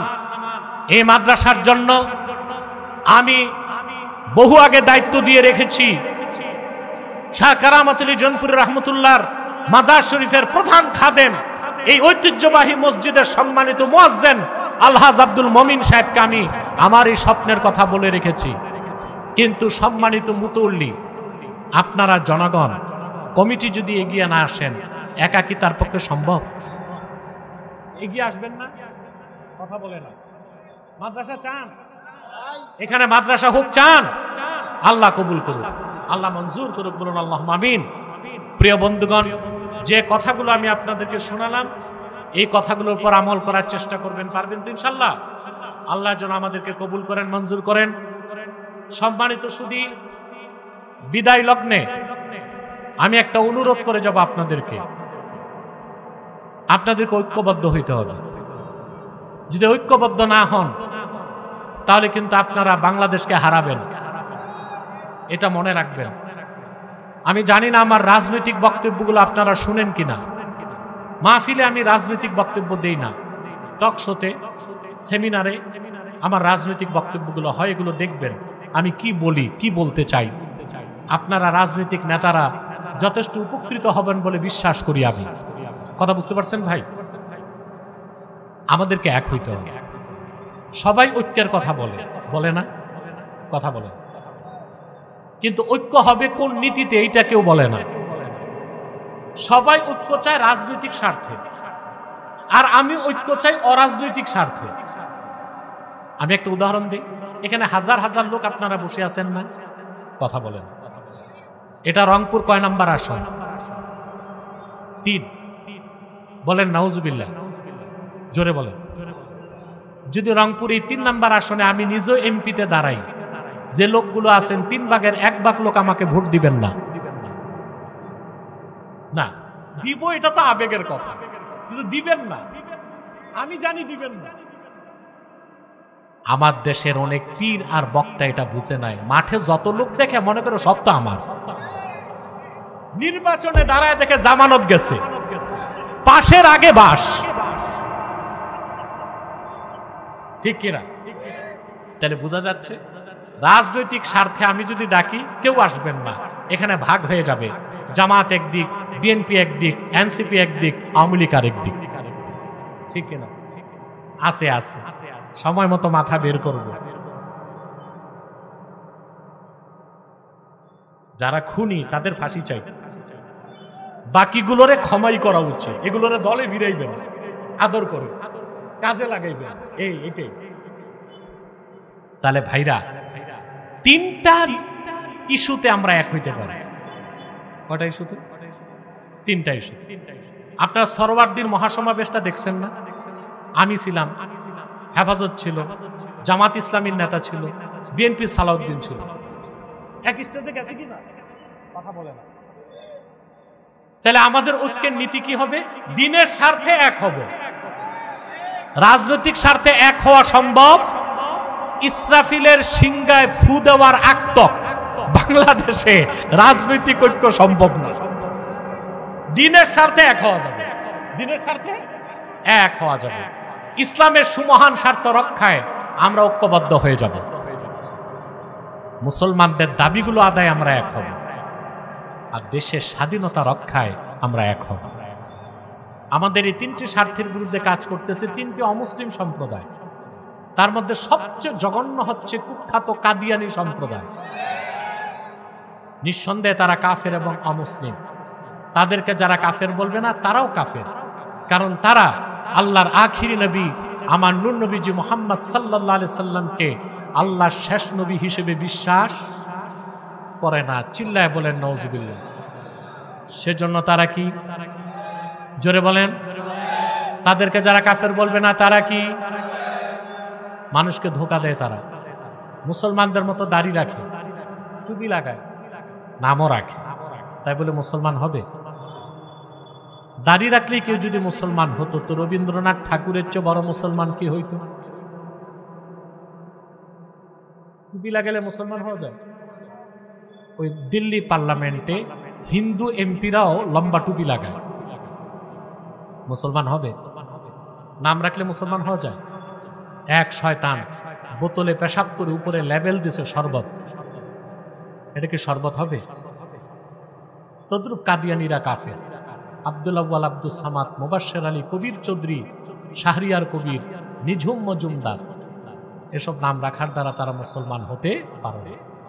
আমার ভাইয়েরা, আমার বন্ধুরা, আমার আল্লাহ ও নূর নবীজি আমার মুহাম্মদ মুস্তাফা সাল্লাল্লাহু আলাইহি সাল্লামের ইসলাম ও কোরআনের হাজার হাজার বছর পরে বর্তমান ভারতের কুখ্যাত পাঞ্জাবের কুখ্যাত গুরুদাসপুরের কুখ্যাত কাদিয়ানে ইংরেজ আমলে এক শয়তান নিজের নবী দাবি করছে। চিল্লায় বলেন নাউজুবিল্লাহ। শয়তানটার নাম রেখেছিল তার বাপ মির্জা গোলাম আহমদ কাদিয়ানি। সাবধান, তাকে গোলাম আহমদ বলা যাবে না, কারণ গোলাম আহমদ অর্থ আহমদ এর গোলাম। কোন কাফের কোনোদিনও গোলাম আহমদ এর গোলাম হতে পারে না।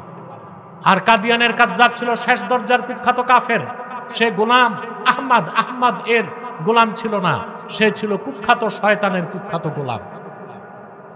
কাদিয়ানের কাজ্জাব মিথ্যানবুতের দাবিদার মির্জা গোলাম শয়তান কাদিয়ানির উপর গজব এসেছে 1908 সালে। যখন গজব এসেছে, কাদিয়ানের কাজ্জাব মিথ্যানবুতের দাবিদার মির্জা গোলাম শয়তান কাদিয়ানি 1908 সালে ধ্বংস হয়ে কুখ্যাত জাহান্নামের কুখ্যাত কুকুরে পরিণত হয়েছে। তার অনুসারীরাও ধ্বংস হয়েছে। বর্তমানে কিছু কাদিয়ানি বাংলাদেশে আছে। ইতিমধ্যে তারা 100 সেন্টার করে ফেলছে।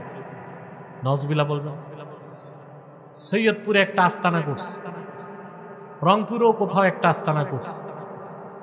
ওদের বেশি উৎপাত পঞ্চগড়ে আর ব্রাহ্মণবাড়িয়া। সবচেয়ে লজ্জাজনক, তারা কাফের, তারা তাদের উপাসনালয়কে মসজিদ বলে। এটা কি চরম ধৃষ্টতা নয়? এদেশে কি হিন্দু বৌদ্ধ খ্রিস্টান নাই? তাদের বিরুদ্ধে আমরা মিছিল করি যে তাদের অমুসলিম ঘোষণা করো। কেন? তারা আছে অমুসলিম পরিচয়ী, কিন্তু কাদিয়ানিরা তাদের চেয়ে বড় কাফের, নিজেদের মুসলিম দাবি করে। এটা কোনোদিন মেনে নেওয়া যেতে পারে না। হিন্দু বৌদ্ধ খ্রিস্টানদের আস্তানা আছে না, ওটাকে মসজিদ বলে? মন্দির, গির্জা, প্যাগোডা। তো কাদিয়ানিরা তো তাদের চেয়ে বড় কাফের, তাদেরটা মসজিদ হতে পারে না, ওইটা একটা শয়তানি আস্তানা। ঠিক কিনা? এগুলো দেখার দায়িত্ব কি ব্যক্তিগতভাবে শুধু মুসলমানদের, না সরকারেরও দায়িত্ব আছে? এই শয়তানদের বিরুদ্ধে যখন মিছিল মিটিং হয়, কাদিয়ানিদের পয়সা খায় এরকম কিছু দালাল বুদ্ধিজীবী বলে দেশটা তো ধর্মনিরপেক্ষ, সেকুলার, এখানে তো সব ধর্মের লোকই থাকবে। আমরা তখন বলি 14 কোটি মুসলমানের ট্যাক্সের টাকায় মন্ত্রী এমপিদের গাড়ির পেট্রোল জ্বলে, মুসলমানের টাকায় প্রধানমন্ত্রী প্রেসিডেন্টের বেতন হয়। তো সেকুলার রাষ্ট্র বলে শুধু কাফেরদের অধিকার রক্ষা করেই তাদের দায়িত্ব। এই দেশের মালিক যারা মুসলমান, তাদের স্বার্থ রক্ষা করা কি তাদের দায়িত্ব নয়? নাম পরিবর্তন করে করে কাদিয়ানিরা মানুষকে ধোঁকা দেয়। কখনো নিজেদের পরিচয় দেয় আহমদী জামাত, কখনো বলে আহমদিয়া জামাত, কখনো বলে আহমদী সম্প্রদায়, কখনো বলে আহমদিয়া সম্প্রদায়, কখনো বলে আহমদী মুসলিম জামাত, কখনো বলে আহমদিয়া মুসলিম জামাত। সাবধান, যত কাদিয়ানি ছিল আছে থাকবে, তারা কেউ আহমদী জামাত নয়, আহমদিয়া জামাত নয়, আহমদী সম্প্রদায় নয়, আহমদিয়া সম্প্রদায় নয়, আহমদী মুসলিম জামাত নয়, আহমদিয়া মুসলিম জামাত নয়। তারা শয়তানি জামাত, কুখ্যাত জাহান্নামের কুখ্যাত কুকুরের দল। আমাদের সকল দলের একটাই দাবি, অনতিবিলম্বে স্বাধীন বাংলায় শয়তান কাদিয়ানীদেরকে রাষ্ট্রীয়ভাবে অমুসলিম ঘোষণা করতেই হবে, করতেই হবে, করতেই হবে। এই দাবি আদায়ে যদি তাহরিকে খাতমে নবুয়ত বাংলাদেশের পক্ষ থেকে জান ও মাল দেবার ডাক আসে, কারা কারা প্রস্তুত আছেন হাত তুলে দেখেন।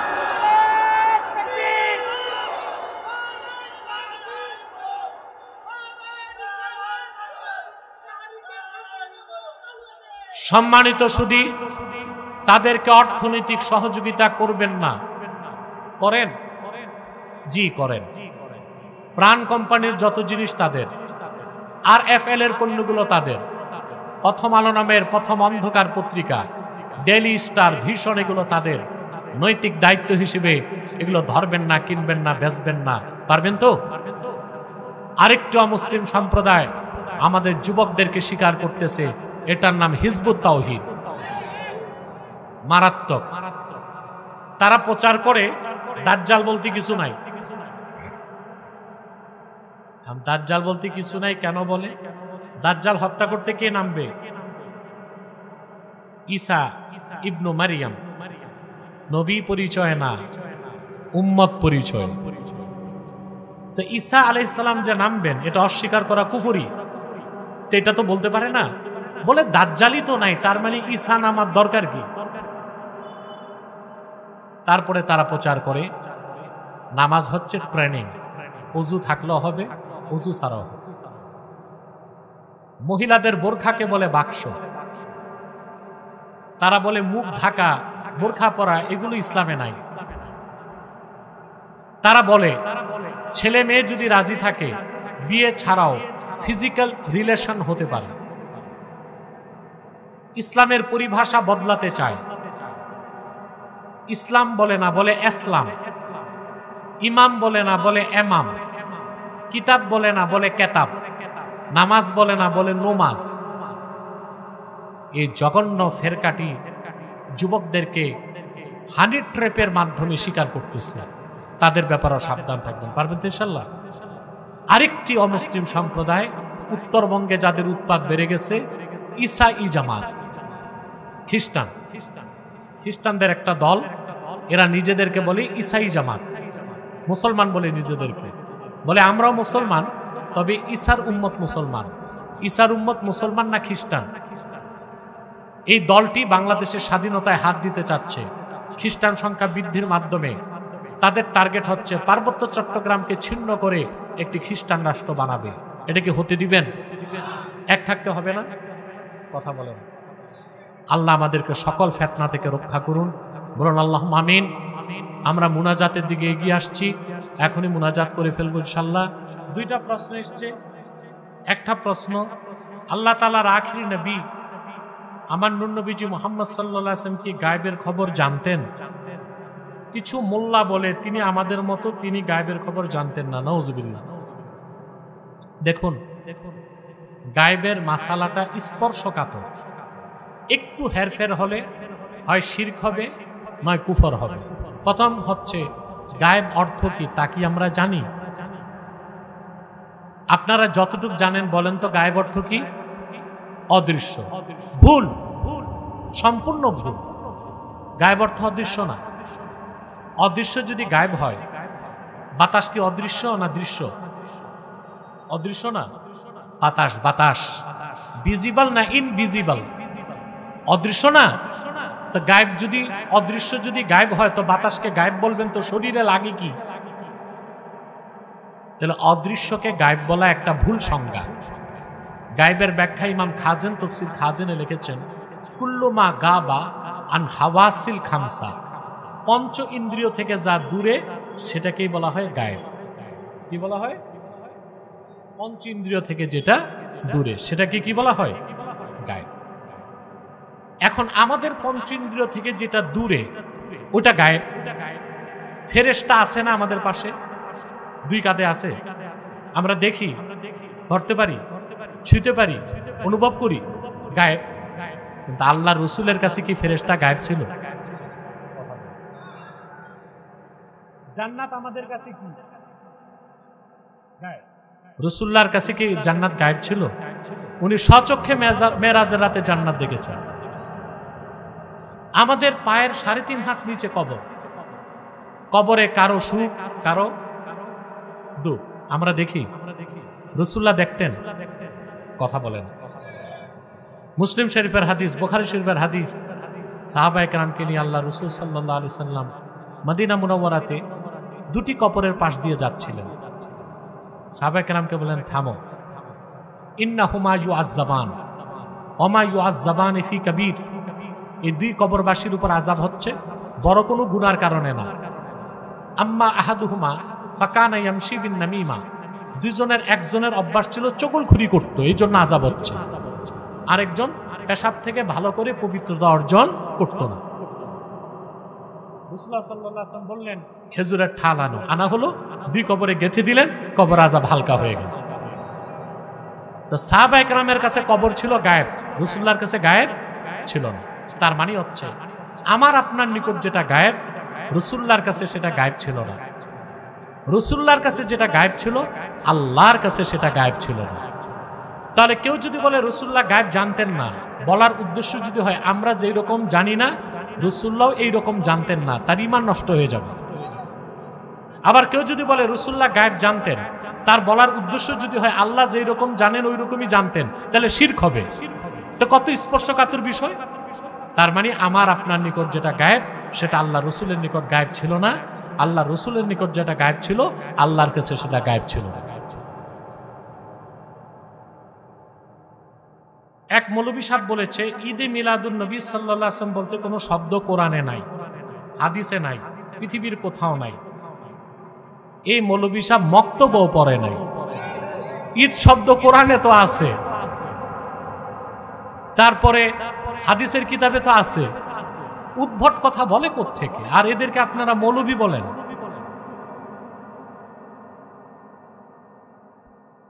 আমরা জানি পৃথিবীতে দুইটি গোলার্ধ আছে, একটি উত্তর অপরটি দক্ষিণ গোলার্ধ, যেখানে 6 মাস দিন 6 মাস রাত থাকে। সেখানে বসবাসরত মুসলিম ভাই বোন কিভাবে নামাজ রোজার সময়সূচি মেনে চলবে? বা আটকাই না প্রশ্ন করছে।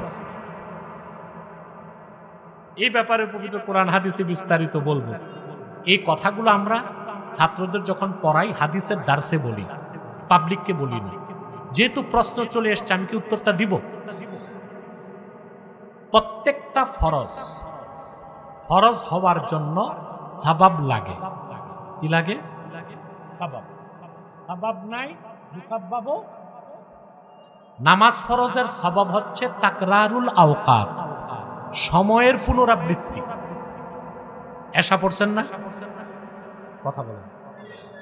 এখন ফজর পর্যন্ত আর কোনো নামাজ আছে? নাই। তাহাজ্জুদ আছে, ওটা ভিন্ন। ফরজ নামাজ আছে। আর ফজরের ওক্ত ঢুকার পর কোন নামাজ ফরজ হবে? ফজর।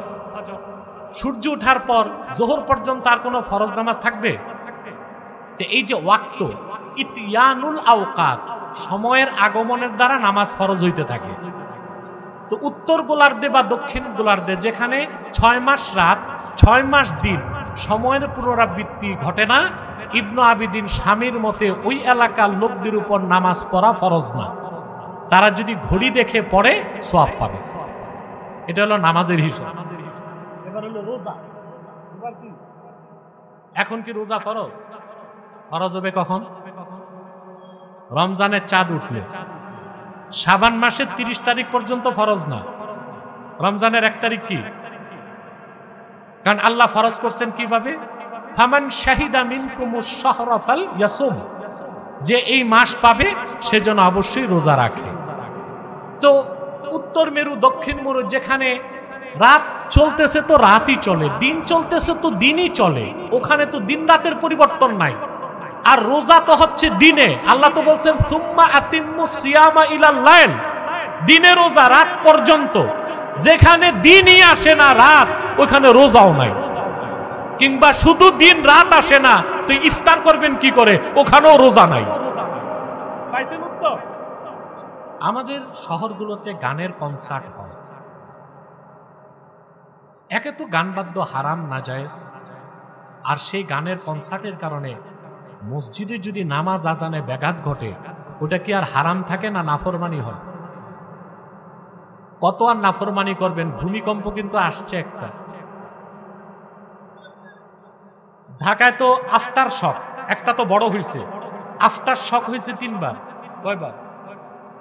5.7 রেক্টার স্কেলের ভূমিকম্প ছিল 6-7 সেকেন্ড। আল্লাহ যদি লম্বা করে 30 সেকেন্ড করে দিতেন, ঢাকা রাজধানী কংক্রিটের বাগারে পরিণত হয়ে যেত। এখনো কনসার্ট ছাড়বেন না। আর কনসার্ট করতে যে মসজিদের নামাজ আর আজানে ব্যাঘাত করবেন, এটা তো কোনো মুসলমানদের কাজ না, বেঈমানদের কাজ। এই ক্ষেত্রে আপনাদের প্রশাসনকে আমি বলবো, এই দেশের অধিকাংশ মুসলমান কনসার্ট গান পছন্দ করে না, এগুলো হারাম কাজ। যারা কনসার্ট করে গান করে, এটার দায় তাদেরকেই নিতে হবে। কিন্তু আমাদের ইবাদতে ব্যাঘাত ঘটানো এই অপরাধ যদি করে, প্রশাসনকে সেটা ট্যাগেল দিতে হবে।